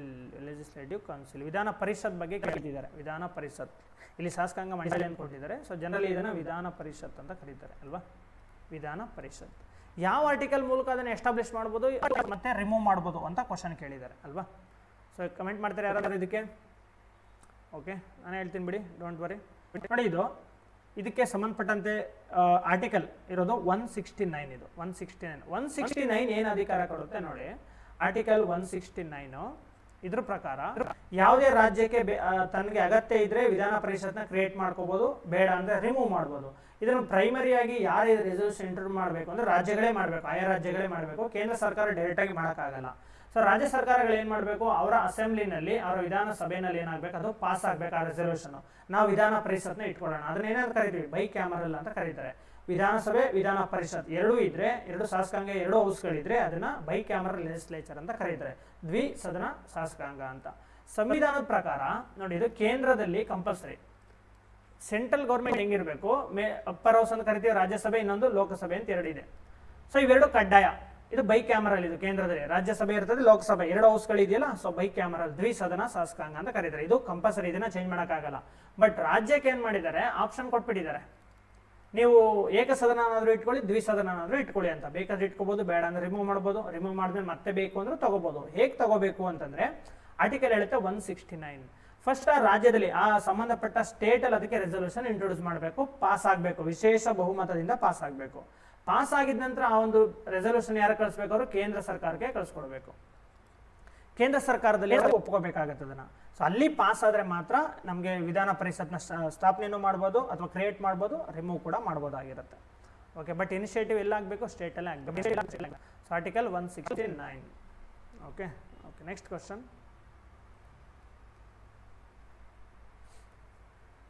1987ರಲ್ಲಿ ಪ್ರದಾನ ಮಾಡಲಾದ ಪ್ರಥಮ ವಿಶ್ವ ಆಹಾರ ಪ್ರಶಸ್ತಿ, ವರ್ಲ್ಡ್ ಫುಡ್ ಪ್ರೈಸ್ ಅಂತ ಕರೀತಾರೆ ಇದನ್ನ. ವರ್ಲ್ಡ್ ಪ್ರೈಸ್ ಯಾರಿಗೆ ಕೊಟ್ಟಿದ್ದು ಅಂತಂದ್ರೆ ನೋಡಿ, ಫಸ್ಟ್ ಟೈಮ್ ಈ ಒಂದು ಅವಾರ್ಡ್ ಇಂಟ್ರೊಡ್ಯೂಸ್ ಆಗಿ ಫಸ್ಟ್ ಟೈಮೇ ಕೊಟ್ಟಿದ್ದು MS ಸ್ವಾಮಿನಾಥನ್ಗೆ. ಯಾರು ಹೇಳಿ ಇವರು? ಭಾರತ ರತ್ನ MS ಸ್ವಾಮಿನಾಥನ್. ಭಾರತದಲ್ಲಿ ಗ್ರೀನ್ ರೆವಲ್ಯೂಷನ್ ಪಿತಾಮಹ ಅಲ್ವಾ? So father of India's green revolution. 1967-68ರಲ್ಲಿ ಬಂದಂತ ಗ್ರೀನ್ ರೆವಲ್ಯೂಷನ್ ಇದು ಭಾರತದಲ್ಲಿ ಭಾರತವನ್ನು ಏನಾಗಿ ಕನ್ವರ್ಟ್ ಮಾಡ್ತು, ಒಂದು ಆಹಾರ ಭದ್ರತಾ ದೇಶವನ್ನಾಗಿ ಕನ್ವರ್ಟ್ ಮಾಡುತ್ತೆ. ಫುಡ್ ಸೆಕ್ಯೂರಿಟಿ, ಆಹಾರ ಭದ್ರತೆ ಅಂದ್ರೆ ನಮ್ಮ ದೇಶವನ್ನ ಒಂದು ಫುಡ್ ಸರ್ಪ್ಲಸ್ ಕಂಟ್ರಿಯಾಗಿ ಕನ್ವರ್ಟ್ ಮಾಡಿದ್ದಕ್ಕೆ ಕಾರಣ ಆಗಿದೆ ಇವರ ಒಂದು ಕೊಡುಗೆ ಆಗಿರುತ್ತೆ. ಇವರು ಏನ್ ಮಾಡ್ತಾರೆ, so high yielding variety seeds, high yielding ಇಲ್ಲಿ ಬರೋಣ, high yielding variety high yielding HYV ಅಂತ ಕರೀತಾರೆ, ವೆರೈಟಿ ಸೀಡ್ಸ್, HYV ಸೀಡ್ಸ್ ಅಂತ ಕರೀತಾರೆ. ಅಧಿಕ ಇಳುವರಿ ನೋಡುವ ಬೀಜಗಳನ್ನ ಡೆವಲಪ್ ಮಾಡಿದ್ರು, ಬಯೋಟೆಕ್ನಾಲಜಿ ಮೂಲಕ ಇವರು ಡೆವಲಪ್ ಮಾಡ್ತಾರೆ, ಒಬ್ಬ ಅಗ್ರಿಕಲ್ಚರ್ ಸೈಂಟಿಸ್ಟ್ ಇವರು. ಓಕೆ, ಸೊ ಇದರಿಂದಾಗಿ ಭಾರತದಲ್ಲಿ ಆಹಾರ ಭದ್ರತೆಯನ್ನು ಸ್ಥಾಪಿಸೋದಕ್ಕೆ ಕಾರಣ ಆಯಿತು. Okay, so the great man MS Swaminathan. Okay, next question. ರಾಜ್ಯಸಭೆಯ ಪದನಿಮಿತ್ತ ಅಧ್ಯಕ್ಷರು ಯಾರಾಗಿರ್ತಾರೆ? ಪದನಿಮಿತ್ತ ಅಂದ್ರೆ ಏನು? ಎಕ್ಸ್ ಅಫಿಷಿಯೋ ಅಂತ ಕರೀತಾರೆ. ಇದನ್ನ ಇಲ್ಲಿ ಕೊಟ್ಟಿದ್ದಾರೆ ನೋಡಿ, ಇಲ್ಲಿ ಕೊಟ್ಟಿದ್ದಾರೆ ಎಕ್ಸ್ ಅಫಿಷಿಯೋ ಅಂತ. The X officio chairman of Rajya Sabha. ರಾಜ್ಯಸಭೆಗೆ ಪದನಿಮಿತ್ತ ಯಾರಾಗಿರ್ತಾರೆ ಅಂತ ಮೊದಲು ನಿಮಗೆ ಪದನಿಮಿತ್ತ ಅಂದ್ರೆ ಏನಂತ ಗೊತ್ತಿರಬೇಕು. ಪದನಿಮಿತ್ತ ಅಂತಂದ್ರೆ ನೋಡಿ, ಯಾವುದೊಂದು ಪೋಸ್ಟ್ ಇದೆ ಇಲ್ಲಿ. ಓಕೆ, ಇಲ್ಲೊಂದು ಪೋಸ್ಟ್ ಖಾಲಿ ಇದೆ. ಈ ಪೋಸ್ಟ್ಗೆ ಡೈರೆಕ್ಟ್ ಆಗಿ ಎಲೆಕ್ಷನ್ ಆಗಿ ಬರ್ಬೋದು, ಅಥವಾ ಅಪಾಯಿಂಟ್ ಮೂಲಕ ಬರ್ಬೋದು, ಅಥವಾ ಸೆಲೆಕ್ಟ್ ಆಗೋದ್ರ ಮೂಲಕ ಬರ್ಬೋದು, ಹೇಗಾದ್ರೂ ಬರ್ಬೋದು. ಆದ್ರೆ ಈ ಪೋಸ್ಟ್ಗೆ ಯಾವುದು ಅಪಾಯಿಂಟ್ಮೆಂಟ್ ಇರೋದಿಲ್ಲ, ಯಾವುದು ಎಲೆಕ್ಷನ್ ಆಗಲಿ ಅಥವಾ ಎಕ್ಸಾಮ್ಗಳಾಗಲಿ ಯಾವುದು ಇರೋದಿಲ್ಲ. ಮತ್ತೆ ಹೇಗೆ ಬರ್ತಾರೆ? ಇಲ್ಲಿ ಯಾವುದೊಂದು ಪೋಸ್ಟ್ ಇದೆ ನೋಡಿ, ಈ ಪೋಸ್ಟ್ಗೆ ಯಾರಾದ್ರೂ ಬಂದು ಕೂತ್ಕೊಳ್ಳಿ, ಅವರು ಇದನ್ನು ಅಧ್ಯಕ್ಷತೆ ವಹಿಸಬೇಕಾಗತ್ತೆ ಅಂತ. ಪದನಿಮಿತ್ತ ಹುದ್ದೆ ಅಂದ್ರೆ ಬೇರೆ ಯಾವುದೋ ಒಂದು ಹುದ್ದೆಗೆ ಬಂದ ಅನ್ನೋ ಕಾರಣಕ್ಕೆ ಅವರು ಕೂಡ ಇದನ್ನೇ ಅಧ್ಯಕ್ಷರಾಗಿರ್ಬೇಕು ಅಂತ ಇದ್ರ ಅರ್ಥ. ಓಕೆ, ನೋಡಿ ರಾಜ್ಯಸಭೆ ಪದನಿಮಿತ್ತ ಅಧ್ಯಕ್ಷರು ಯಾರು ಅಂದ್ರೆ ಇದಕ್ಕೆ ಯಾರು ಎಲೆಕ್ಷನ್ ನಡೆಯೋದಿಲ್ಲ. ರಾಜ್ಯಸಭಾ ಅಧ್ಯಕ್ಷರು ಅಂತ ಯಾವುದು ಎಲೆಕ್ಷನ್ ಇಲ್ಲ. ಎಲೆಕ್ಷನ್ ಇರೋದು ಯಾವುದಕ್ಕೆ? ಭಾರತದ ಉಪರಾಷ್ಟ್ರಪತಿಗೆ ಎಲೆಕ್ಷನ್ ಇದೆ. ಸೊ ಉಪರಾಷ್ಟ್ರಪತಿ ಎಲೆಕ್ಷನ್ ನಡೆಯುತ್ತೆ. ಉಪರಾಷ್ಟ್ರಪತಿಯಾಗಿ ಯಾರಾದರೂ ಎಲೆಕ್ಟ್ ಆಗಲಿ, ಅವ್ರು ಏನಾಗಬೇಕು? ರಾಜ್ಯಸಭೆಗೆ ಅಧ್ಯಕ್ಷತೆಯನ್ನು ವಹಿಸ್ಕೋಬೇಕು. ಅವರ ಜವಾಬ್ದಾರಿ ಅದು. ಉಪರಾಷ್ಟ್ರಪತಿಗೆ ಮಾತ್ರ ಎಲೆಕ್ಷನ್ ನಡೆಯುತ್ತೆ. ರಾಜ್ಯಸಭೆ ಅಧ್ಯಕ್ಷರು ಅಂತ ನಡೆಯಲ್ಲ. ಉಪರಾಷ್ಟ್ರಪತಿ ಎಲೆಕ್ಷನ್ ಅಲ್ಲಿ ಯಾರಾದ್ರೂ ಗೆಲ್ಲಿ, ಅವರು ಏನ್ ಡ್ಯೂಟಿ, ಅವ್ರದ್ದು ಮೈನ್ ಡ್ಯೂಟಿನ ರಾಜ್ಯಸಭೆ ಚೇರ್ಮನ್ ಆಗಿರ್ಬೇಕು. ಓಕೆನಾ? ಸೊ ಇದನ್ನ ಪದನಿಮಿತ್ತ ಹುದ್ದೆ ಅಂತ ಕರೀತಾರೆ. ರಾಜ್ಯಸಭೆಗೆ ಯಾರಾಗಿರ್ತಾರೋ ಭಾರತದ ಉಪಾಧ್ಯಕ್ಷರು ಅಥವಾ ಉಪರಾಷ್ಟ್ರಪತಿ ಅಂತ ಆನ್ಸರ್ ಇದಕ್ಕೆ. ಓಕೆ, ನೆಕ್ಸ್ಟ್, ರಿಟ್ ಅನ್ನು ಯಾವುದೇ ವ್ಯಕ್ತಿಗೆ, ಯಾವುದೇ ಅಧಿಕಾರಿ ಅಥವಾ ಖಾಸಗಿ ವ್ಯಕ್ತಿಯು ತನ್ನ ವಶದಲ್ಲಿ ಹೊಂದಿರುವ ವ್ಯಕ್ತಿಗೆ ತಿಳಿಸಬಹುದು. ಕನ್ನಡದಲ್ಲಿ ಸ್ವಲ್ಪ ಕ್ಲಿಯರ್ ಆಗಿ ಕೊಟ್ಟಿಲ್ಲ ಕ್ವಶನ್, ಇದನ್ನ ಓದ್ಕೊಳ್ಳಿ. The writ may be addressed to any person whatever an official or private person who has another person in his custody. ಒಬ್ಬ ವ್ಯಕ್ತಿ ಇನ್ನೊಬ್ಬ ವ್ಯಕ್ತಿಯ ಕಸ್ಟಡಿಯಲ್ಲಿ ಇದ್ದಾನೆ. ಆ ವ್ಯಕ್ತಿ ಪ್ರೈವೇಟ್ ಅವನಾಗಿರ್ಲಿ, ಗೌರ್ಮೆಂಟ್ ಅವನಾಗಿರ್ಲಿ, ಸೊ ಅವನ್ನ ಬಂಧಿಸ್ಬಿಟ್ಟಿದ್ದಾನೆ.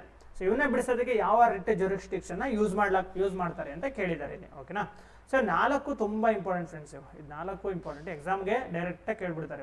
ಇವು ಗೊತ್ತಿರ್ಬೇಕು ನಿಮಗೆ. ನೋಡಿ ಇಲ್ಲಿ.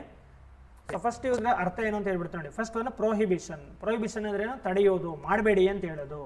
ಸೊ ಹೈಯರ್ ಏನು ಕೋರ್ಟ್ಗಳು ಏನಿರುತ್ತಲ್ವಾ, ಯಾವುದೇ ಸರ್ಕಾರಿ ಅಫಿಷಿಯಲ್ಗೆ ಅಥವಾ ನ್ಯಾಯಾಧೀಶರಿಗೆ ನೀವು ಆ ಕೆಲಸನ ಮಾಡಬೇಡಿ ಅಂತ ಲಿಮಿಟ್ ಅನ್ನು ಹಾಕೋದು. ಪ್ರೊಹಿಬಿಷನ್, ತಡೆ ಹಿಡಿಯೋದು. ಓಕೆ, ಇದು ಪ್ರೊಹಿಬಿಷನ್ ಅಂತ ಕರೆಯೋದು. ನೀವು ಮಾಡ್ತಿರೋ ಕೆಲಸನ ಅದರ ವ್ಯಾಪ್ತಿಯನ್ನು ದಾಟಬೇಡಿ, ನಿಮ್ಮ ಲಿಮಿಟ್ ಒಳಗಡೆನೆ ಇರಿ ಅಂತ ಹೇಳೋದಕ್ಕೆ ಪ್ರೊಹಿಬಿಷನ್ ಇದನ್ನ ಬಳಸ್ತಾರೆ.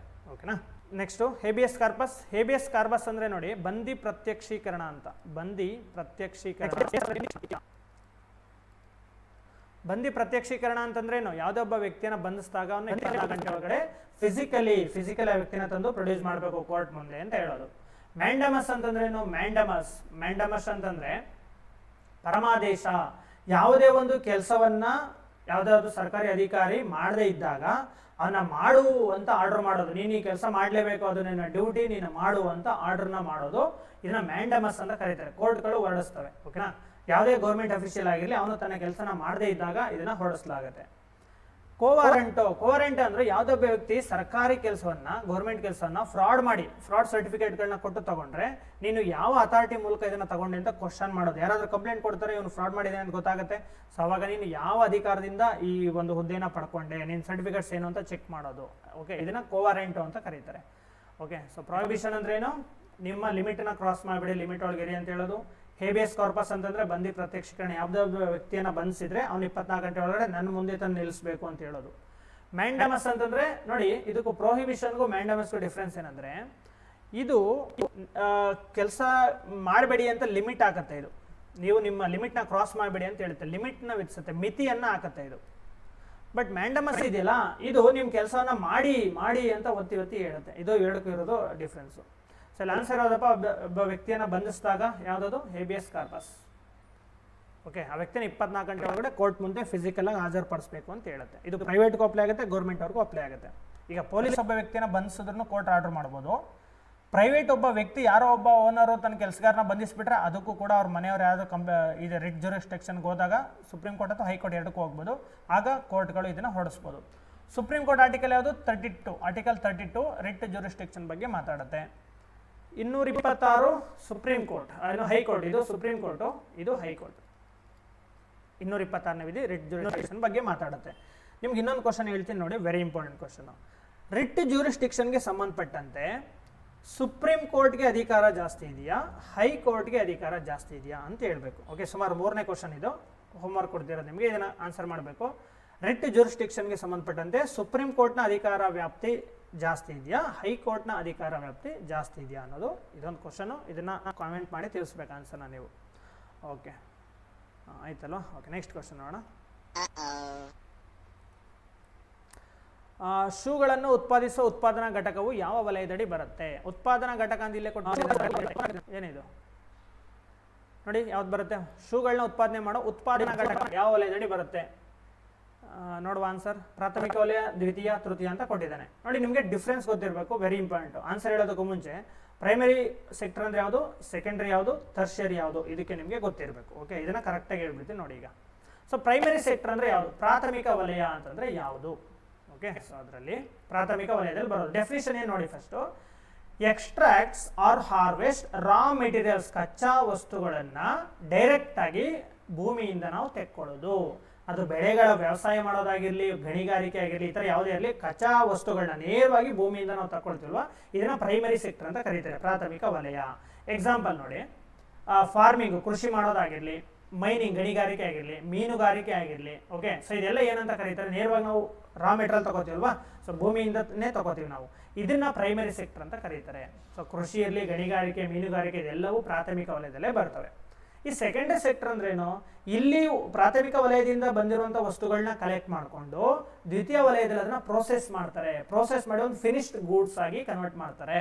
ನೋಡಿ ಇಲ್ಲಿ ಡೆಫಿನೇಷನ್, ಟ್ರಾನ್ಸ್ಫಾರ್ಮ್ ರಾ ಮೆಟೀರಿಯಲ್ಸ್. ಈ ರಾ ಮೆಟೀರಿಯಲ್ ಎಲ್ಲಿಂದ ಬಂದ್ವು, ಪ್ರೈಮರಿ ಸೆಕ್ಟರಿಂದ ಬಂದಿದ್ವು. Transform raw materials into finished usable goods. ಅದನ್ನೇನ ಕನ್ವರ್ಟ್ ಮಾಡಬೇಕು, ಯೂಸ್ ಮಾಡುವಂತಹ ಫಿನಿಶ್ ಪ್ರಾಡಕ್ಟ್ ಆಗಿ ಕನ್ವರ್ಟ್ ಮಾಡುವಂಥದ್ದೇ ಸೆಕೆಂಡರಿ ಸೆಕ್ಟರ್.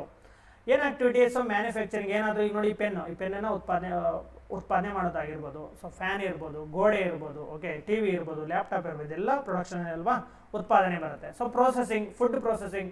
ಈಗ ಟೊಮೊಟೊ ಪ್ರೈಮರಿ ಸೆಕ್ಟರ್ ಬರುತ್ತೆ, ಟೊಮೊಟೊನ ಬೆಳೆಯೋದು.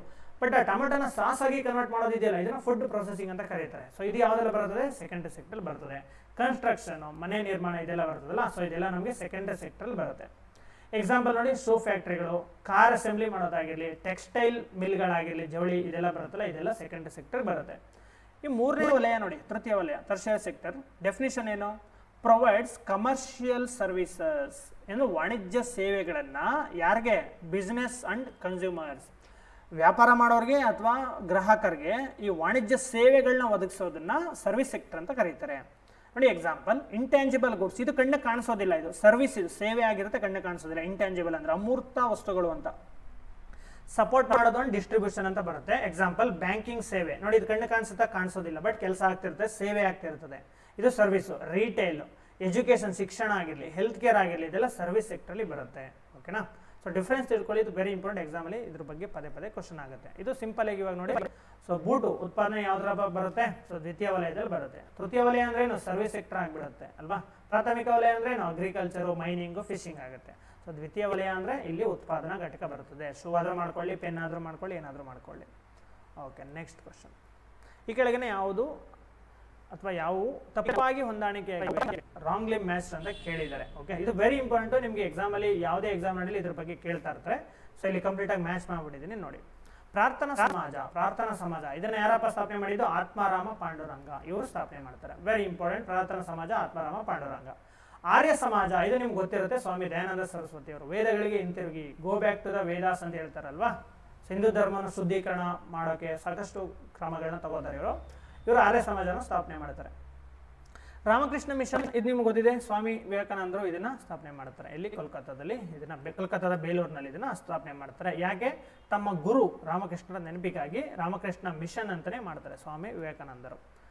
The servants of India society, modern ಹಿಸ್ಟರಿಯಲ್ಲಿ ಬರುತ್ತಲ್ಲ ಇದು. ಸರ್ವೆಂಟ್ಸ್ ಆಫ್ ಇಂಡಿಯಾ ಸೊಸೈಟಿ ಯಾರು, ಗೋಪಾಲಕೃಷ್ಣ ಗೋಖಲೆ ಅವರು the servants of India society ಅಂತ ಮಾಡ್ತಾರೆ. ಅಂದ್ರೆ ಇದು ಭಾರತ ಸ್ವತಂತ್ರ ಚಳವಳಿಗೆ ಯುವಕರನ್ನ ತಯಾರು ಮಾಡೋದಕ್ಕೆ ಮಾಡಿದಂಥ ಒಂದು ಸೊಸೈಟಿ ಇದು. ಇದನ್ನ ಗೋಪಾಲಕೃಷ್ಣ ಗೋಖಲೆ ಅವರು ಮಾಡ್ತಾರೆ. Okay, next. ಈ ಕೆಳಗಿನಲ್ಲಿ ಯಾವುದು ಸರಿಯಾಗಿ ಹೊಂದಿಕೆ ಆಗಿದೆ ನೋಡಿ. ಇದು ಕಪ್ಪುಗಳು ಮತ್ತೆ ಕ್ರೀಡೆಗೆ ಸಂಬಂಧಪಟ್ಟಾಗ ಒಂದು ಕ್ವಶನ್ ಇರುತ್ತದೆ. ಸೊ ಅದಕ್ಕೆ ಯಾವುದು ಸಂಬಂಧಪಟ್ಟಿದೆ ಅಂತ ಕೊಟ್ಟಿದ್ದಾರೆ ಇಲ್ಲಿ ನೋಡಿ. ಇಲ್ಲಿ ಎಜ್ರಾ ಕಪ್ಪು ಯಾವುದು ಇದೆಯಲ್ಲ, ಎಜ್ರಾ ಕಪ್ ಸಾಮಾನ್ಯವಾಗಿ ನೀವು ಕೇಳೇ ಇರೋದಿಲ್ಲ. ನೋಡೋಣ ಅದ್ರ ಬಗ್ಗೆ ಈಗ ನೋಡಿ. ಇಲ್ಲಿ ಕರೆಕ್ಟಾಗಿ ಮ್ಯಾಚ್ ಮಾಡಿಬಿಟ್ಟಿದ್ದೀನಿ.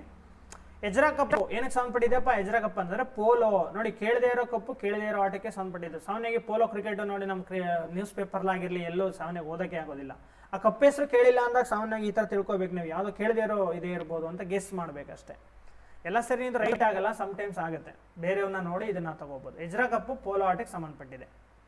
ಡ್ಯೂರಾಂಟ್ ಕಪ್ ಕೇಳಿರ್ತಾರೆ, ಇದರಿಂದ ಫುಟ್ಬಾಲ್ಗೆ ಸಂಬಂಧಪಟ್ಟಿದೆ. ಅದು ಡ್ಯೂರಾಂಟ್ ಕಪ್ ಅಂತ ಕರೀತಾರೆ. ಓಕೆ, ಫುಟ್ಬಾಲ್ಗೆ ಸಂಬಂಧಪಟ್ಟಿರೋದು. ZR ಇರಾನಿ ಕಪ್, ಸಾಮಾನ್ಯವಾಗಿ ಇದು ಕೇಳಿರೋದಿಲ್ಲ. ಇದು ಇರಾನಿ ಕಪ್, ಇದು ಯಾವುದಕ್ಕೆ, ಕ್ರಿಕೆಟ್ಗೆ ಸಂಬಂಧಪಟ್ಟಿದೆ ನೋಡಿ. ಇದು ಗೊತ್ತೇ ಆಗೋದಿಲ್ಲ, ಕ್ರಿಕೆಟ್ ಅಂತ ಅನ್ಸೋದಿಲ್ಲ, ಬಟ್ ಕ್ರಿಕೆಟ್ಗೆ ಸಂಬಂಧಪಟ್ಟಿದೆ. ಇರಾನಿ ಕಪ್ ಕ್ರಿಕೆಟ್ಗೆ ಸಂಬಂಧಪಟ್ಟಿದೆ. ಮುರುಗಪ್ಪ ಕಪ್ ಅಂತ ಕರೀತಾರೆ. ಇದು ಹಾಕಿಗೆ ಸಂಬಂಧಪಟ್ಟಿದೆ. ಇದು ನೆನ್ಪಿಟ್ಕೊಳ್ಳಿ ಫ್ರೆಂಡ್ಸ್, ಇದು ರಿಪೀಟ್ ಆಗೋ ಚಾನ್ಸ್ ಇರುತ್ತೆ. ಸೊ ಏನು ಹಳೆ ಎಕ್ಸಾಮಲ್ಲಿ ಏನು ಎಕ್ಸಾಮ್ ನಡೆಸಿದೆಯಲ್ವಾ, ಇದರಲ್ಲಿ ಕೇಳಿರೋ ಕ್ವಶನ್ಗಳು ಮತ್ತೆ ಬೇರೆ ಬೇರೆ ಎಕ್ಸಾಮ್ಗಳನ್ನ PC ಅಥವಾ ಬೇರೆ ಎಕ್ಸಾಮ್ಗಳನ್ನ KE ಕಂಡಕ್ಟ್ ಮಾಡಿದಾಗ ಈ ಕ್ವಶನ್ಗಳನ್ನ ಸೇಮ್ ಕಾಪಿ ಪೇಸ್ಟ್ ಮಾಡೋದು ಅಥವಾ ಸ್ವಲ್ಪ ಟ್ವಿಸ್ಟ್ ಮಾಡೋ ಚಾನ್ಸ್ ಇರುತ್ತೆ. ಎಜ್ರಾ ಕಪ್ಪು ಪೋಲೋ, ಡ್ಯೂರೆಂಟ್ ಕಪ್ಪು ಫುಟ್ಬಾಲು, ಇರಾನಿ ಕಪ್ಪು ಕ್ರಿಕೆಟು, ಮತ್ತು ಮುರುಗಪ್ಪ ಕಪ್ ಬಂದು ಹಾಕಿ ಕ್ರೀಡೆಗೆ ಸಂಬಂಧಪಟ್ಟಿದ್ದು. Okay, next question, last question. Okay, next ನೋಡಿ, ಇದನ್ನು ನೋಡಿಬಿಡೋಣ. ಕೆಳಗಿನ ಯಾವ ಸಂಸ್ಥೆಗಳಿಂದ ಕಾಜಿರಂಗ ರಾಷ್ಟ್ರೀಯ ಉದ್ಯಾನವನ್ನ ವಿಶ್ವ ಪರಂಪರೆಯ ತಾಣ ಎಂದು ಘೋಷಿಸಲಾಗಿದೆ ಅಂತ ಕೇಳಿದ್ದಾರೆ. ಓಕೆ, ವಿಶ್ವ ಪರಂಪರೆಯ ತಾಣ ಅಂತ ಯಾವ ಸಂಸ್ಥೆ ಡಿಕ್ಲೇರ್ ಮಾಡಿದೆ ಅಂತ ಕೇಳಿದ್ದಾರೆ. ಸೊ ಎ ಬರುತ್ತಾ ಅಥವಾ ಯುನಿಸೆಫ್ ಬರುತ್ತಾ, ಯುನೆಸ್ಕೋ ಬರುತ್ತಾ, ಫುಡ್ ಅಂಡ್ ಅಗ್ರಿಕಲ್ಚರ್ ಆರ್ಗನೈಸೇಷನ್ ಬರುತ್ತಾ ಅಂತ ನೋಡಿದ್ರೆ ನೀವು ಎನ್ವೈರ್ಮೆಂಟ್ ಸೆಕ್ಷನ್ ಕೇಳೋದು ಇವೆಲ್ಲ ಕ್ವಶನ್ಗಳು. ಯುನೆಸ್ಕೋ ಮಾಡುತ್ತೆ. ಯುನೆಸ್ಕೋ ಅಂದ್ರೆ ಏನಂತ ಗೊತ್ತಾ ನೋಡಿ. UN ಅಂತಂದ್ರೆ ಏನಿಲ್ಲ, ಇಲ್ಲೆಲ್ಲ UN ಅಂತಿದೆಯಲ್ಲ, ಯುನೈಟೆಡ್ ನೇಷನ್ ಅಂತಾನೆ, ವಿಶ್ವಸಂಸ್ಥೆ ಅಂತಾನೆ ಅರ್ಥ UN ಅಂದ್ರೆ. ಓಕೆನಾ. E ಅಂದ್ರೆ ಏನು? E ಅಂದ್ರೆ ಎಜುಕೇಶನ್ ಅಂತ, S ಅಂದ್ರೆ ಸೈಂಟಿಫಿಕ್ ಅಂತ, C ಅಂದ್ರೆ ಕಲ್ಚರ್ ಅಂತ. ಶಿಕ್ಷಣ, ವಿಜ್ಞಾನ ಮತ್ತು ಸಂಸ್ಕೃತಿ, ಪರಂಪರೆ ಅನ್ನೋ ಅರ್ಥ ಬರುತ್ತೆ. ಸೊ ವಿಶ್ವಸಂಸ್ಥೆ ಶಿಕ್ಷಣಕ್ಕೆ ಸಂಬಂಧಪಟ್ಟಂಗೆ, ಸೈನ್ಸ್ಗೆ ಸಂಬಂಧಪಟ್ಟಂತೆ, ಕಲ್ಚರ್ ಸಂಬಂಧಪಟ್ಟಂತೆ ಇರುವಂಥ ಒಂದು ಸಂಘಟನೆ ಆಗಿರ್ತದೆ. United Nation Educational, Scientific and Cultural Organisation ಅಂತ ಕರೀತಾರೆ. ಇದನ್ನ ಒಂದು ಲಿಸ್ಟ್ನ ಬಿಡುಗಡೆ ಮಾಡುತ್ತೆ, ಅದು ಹೇಳ್ತೀನಿ ನೋಡಿ. ಯಾವ್ದಪ್ಪ ಲಿಸ್ಟ್? ಅದು ಲಿಸ್ಟ್ ನೋಡಿ. ಸೊ ವಿಶ್ವ ಪಾರಂಪರಿಕ ತಾಣಗಳು ಅಂತ ಕರೀತಾರೆ ಇದನ್ನ. ವಿಶ್ವ ಪಾರಂಪರಿಕ, ವರ್ಲ್ಡ್ ಹೆರಿಟೇಜ್ ಸೈಟ್ಸ್ ಅಂತ. ಪಾರಂಪರಿಕ, ಇದು ಸುಮಾರು ಪಟ್ಟಿಗಳನ್ನ ಬಿಡುಗಡೆ ಮಾಡುತ್ತೆ. ಅದರಲ್ಲಿ ಇದು ಒಂದು ವಿಶ್ವ ಪಾರಂಪರಿಕ ತಾಣಗಳು. World cultural and natural heritage sites ಅಂತ. ವಿಶ್ವ ನೈಸರ್ಗಿಕ ಮತ್ತು ಪಾರಂಪರಿಕ ತಾಣಗಳು, ಸಾಂಸ್ಕೃತಿಕ ಪಾರಂಪರಿಕ ತಾಣಗಳು ಅಂತ. ಸೊ ಇದು ನೋಡಿ ವೆರಿ ಇಂಪಾರ್ಟೆಂಟ್ ಇದು, ಇದ್ರ ಬಗ್ಗೆ. So UNESCO world heritage site ಅಂತ ಮಾಡುತ್ತೆ. ಇದರಲ್ಲಿ ಒಟ್ಟು ಭಾರತದಲ್ಲಿರುವಂಥ ಒಟ್ಟು ಜೈವಿಕ ಪಾರಂಪರಿಕ ತಾಣಗಳು, ವಿಶ್ವ ಪಾರಂಪರಿಕ ತಾಣಗಳು ಅಂತ ತಗೊಂಡ್ರೆ, ಇದರಲ್ಲಿ ರೀಸೆಂಟ್ ಆಗಿರೋ ಕರೆಂಟ್ ಅಫೇರ್ಸ್ ಎಲ್ಲ ಸೇರಿಸ್ಕೊಂಡ್ರೆ ಒಟ್ಟು 44 ತಾಣಗಳನ್ನ ಸೆಲೆಕ್ಟ್ ಮಾಡಿದೆ. ವಿಶ್ವ ಪಾರಂಪರಿಕ ತಾಣಗಳ ಪಟ್ಟಿಗೆ ಯುನೆಸ್ಕೋ ಭಾರತದಿಂದ 44 ತಾಣಗಳನ್ನ ಸೆಲೆಕ್ಟ್ ಮಾಡಿದೆ. ಸೊ ಗ್ಲೋಬಲ್ ರ್ಯಾಂಕ್ ತಗೊಂಡ್ರೆ ನಾವು 6ನೇ ಪ್ಲೇಸಲ್ಲಿ ಇದ್ದೀವಿ, ಗ್ಲೋಬಲಿ 6th ಪ್ಲೇಸಲ್ಲಿ ಇದ್ದೀವಿ. ಇದನ್ನ 3 ರೀತಿ ಡಿವೈಡ್ ಮಾಡ್ತಾರೆ. ವರ್ಲ್ಡ್ ಹೆರಿಟೇಜ್ ಸೈಟ್ನ 3 ರೀತಿ ನೋಡಿ. ಇಲ್ಲಿ ಒಂದು ಕಲ್ಚರಲ್ ಸೈಟ್ ಅಂತ, ಅಂದರೆ ಸಾಂಸ್ಕೃತಿಕ ತಾಣಗಳು. ಇನ್ನೊಂದು ನ್ಯಾಚುರಲ್ ಅಂದ್ರೆ ಏನು ಗೊತ್ತಿದೆ, ನೈಸರ್ಗಿಕ ತಾಣಗಳು. ಮಿಕ್ಸಡ್ ಅಂದ್ರೆ ಏನು, ಮಿಶ್ರಿತ ತಾಣ. 3 category. Okay, cultural, natural and mixed category ಅಂತ ಮಾಡ್ತಾರೆ.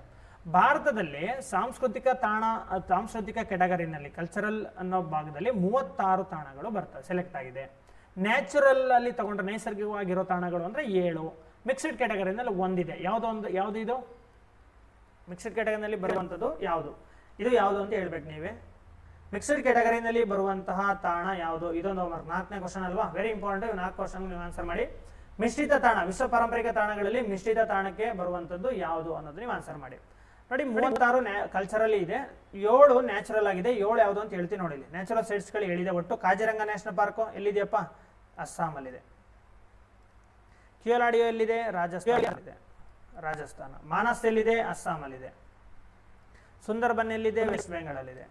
ನಂದಾದೇವಿ ಮತ್ತು ಪುಷ್ಪ ಕಣಿವೆ. ಓಕೆ, ನಂದಾದೇವಿ ಒಂದು valley of flower ಎಲ್ಲಿದೆಯಪ್ಪ? UK, ಉತ್ತರಾಖಂಡಲ್ಲಿದೆ. Western Ghats 6 ರಾಜ್ಯಗಳಲ್ಲೂ ಬರುತ್ತೆ, ಪಶ್ಚಿಮ ಘಟ್ಟ ಶ್ರೇಣಿ. ಗ್ರೇಟ್ ಹಿಮಾಲಯನ್ ನ್ಯಾಷನಲ್ ಪಾರ್ಕ್ ಎಲ್ಲಿ ಬರುತ್ತೆ? ಹಿಮಾಚಲ ಪ್ರದೇಶದಲ್ಲಿ ಬರುತ್ತೆ. ಸೊ ಇವಿಷ್ಟು 7 ಏನಿದೆಯಲ್ಲ ವಿಶ್ವ ಪಾರಂಪರಿಕ ತಾಣಗಳಲ್ಲಿ ನ್ಯಾಚುರಲ್ ಸೈಟ್ಸ್, ನೈಸರ್ಗಿಕ ತಾಣಗಳು ಅಂತ ಕ್ಯಾಟಗರಿನಲ್ಲಿ ಬರುವಂತಹ 7 ಪ್ರದೇಶಗಳಾಗಿರ್ತವೆ. ಓಕೆ, ಕಲ್ಚರಲ್ಲಿ 36 ಇದೆ. ಅದನ್ನ ನೆಕ್ಸ್ಟ್ ವಿಡಿಯೋದಲ್ಲಿ ಯಾವ್ದಾದ್ರು ಇದಕ್ಕೆ ಕ್ವಶನ್ ಸಿಕ್ತಾಗ ಅದಕ್ಕೆ ಸಂಬಂಧಪಟ್ಟಂಗೆ ಎಕ್ಸ್ಪ್ಲೇನ್ ಮಾಡ್ತೀನಿ. ಓಕೆನಾ? Okay, next. ಓಕೆ ಫ್ರೆಂಡ್ಸ್, ಇದಿಷ್ಟು PSI 402 ಎಕ್ಸಾಮಲ್ಲಿ ನಡೆದಿರುವಂತಹ ಪ್ರಶ್ನೆ ಪತ್ರಿಕಾ ವಿಶ್ಲೇಷಣೆ ಆಗಿತ್ತು. ಇದು ಪಾರ್ಟ್ 2 ಆಗಿತ್ತು. ಈ ಎಕ್ಸಾಮ್ಗಳು ನೆಕ್ಸ್ಟ್ ಬರುವಂಥ KAA ಕಂಡಕ್ಟ್ ಮಾಡುವಂಥ ಎಲ್ಲ ಎಕ್ಸಾಮ್ಗಳು ಇದು ಪ್ಯಾಟರ್ನ್ನ ಸೆಟ್ ಮಾಡಿ ಕ್ವಶನ್ ತೆಗಿತಾರೆ. ಸೊ ನೀವೇನು ಮಾಡಬೇಕು, ಇದನ್ನು 1-2 ಸಲ ವೀಡಿಯೋ ನೋಡಿದ್ರೆ ಕ್ವಶನ್ಗಳು ಯಾವ ಥರ ಬರ್ತಿದೆ, ಅದರ ಪ್ಯಾಟರ್ನ್ ಏನು, ಅದರ ಎಕ್ಸ್ಪ್ಲನೇಷನ್ ಎಲ್ಲ ಅರ್ಥ ಮಾಡ್ಕೊಳ್ಳಿ. ಸೊ ನೆಕ್ಸ್ಟ್ ಎಕ್ಸಾಮ್ಗಳಿಗೆ ಇದು ಹೆಲ್ಪ್ ಆಗುತ್ತೆ. ಓಕೆ, ಸೊ ಇಲ್ಲಿ ವಿಡಿಯೋನ ಎಂಡ್ ಮಾಡುವ. ನೆಕ್ಸ್ಟ್ ವಿಡಿಯೋದಲ್ಲಿ ನಾವು ಕರೆಂಟ್ ಅಫೇರ್ಸ್ ಏಪ್ರಿಲ್ದು ಅರ್ಧ ಆಗಿದೆ ಅಲ್ವಾ, ಅದನ್ನು ಇನ್ನರ್ಧ ಸೆಕೆಂಡ್ ಪಾರ್ಟನ್ನು ಕಂಪ್ಲೀಟ್ ಮಾಡ್ತೀನಿ. ಸೆಕೆಂಡ್ ಪಾರ್ಟ್ ಕಂಪ್ಲೀಟ್ ಆದಮೇಲೆ ಇದು 402 ಅಲ್ವಾ, 545 ತೆಗೆದೋಣ. 545 ಇದನ್ನ 2 ವಿಡಿಯೋ ಮಾಡಿ ಇದನ್ನು ಕಂಪ್ಲೀಟ್ ಮಾಡೋಣ. ಆಮೇಲೆ ಮತ್ತೆ ಇನ್ನೊಂದು ಮಂತು ಕರೆಂಟ್ ಅಫೇರ್ಸ್ ಮಾಡೋಣ. ಆಮೇಲೆ VA ತಗೊಳ್ಳೋಣ, ಅದನ್ನು ಕಂಪ್ಲೀಟ್ ಮಾಡಿ ಮತ್ತೆ ಕರೆಂಟ್ ಅಫೇರ್ಸ್. ಈ ಥರ ಎಲ್ಲನೂ ಮಾಡ್ತಾ ಹೋಗೋಣ.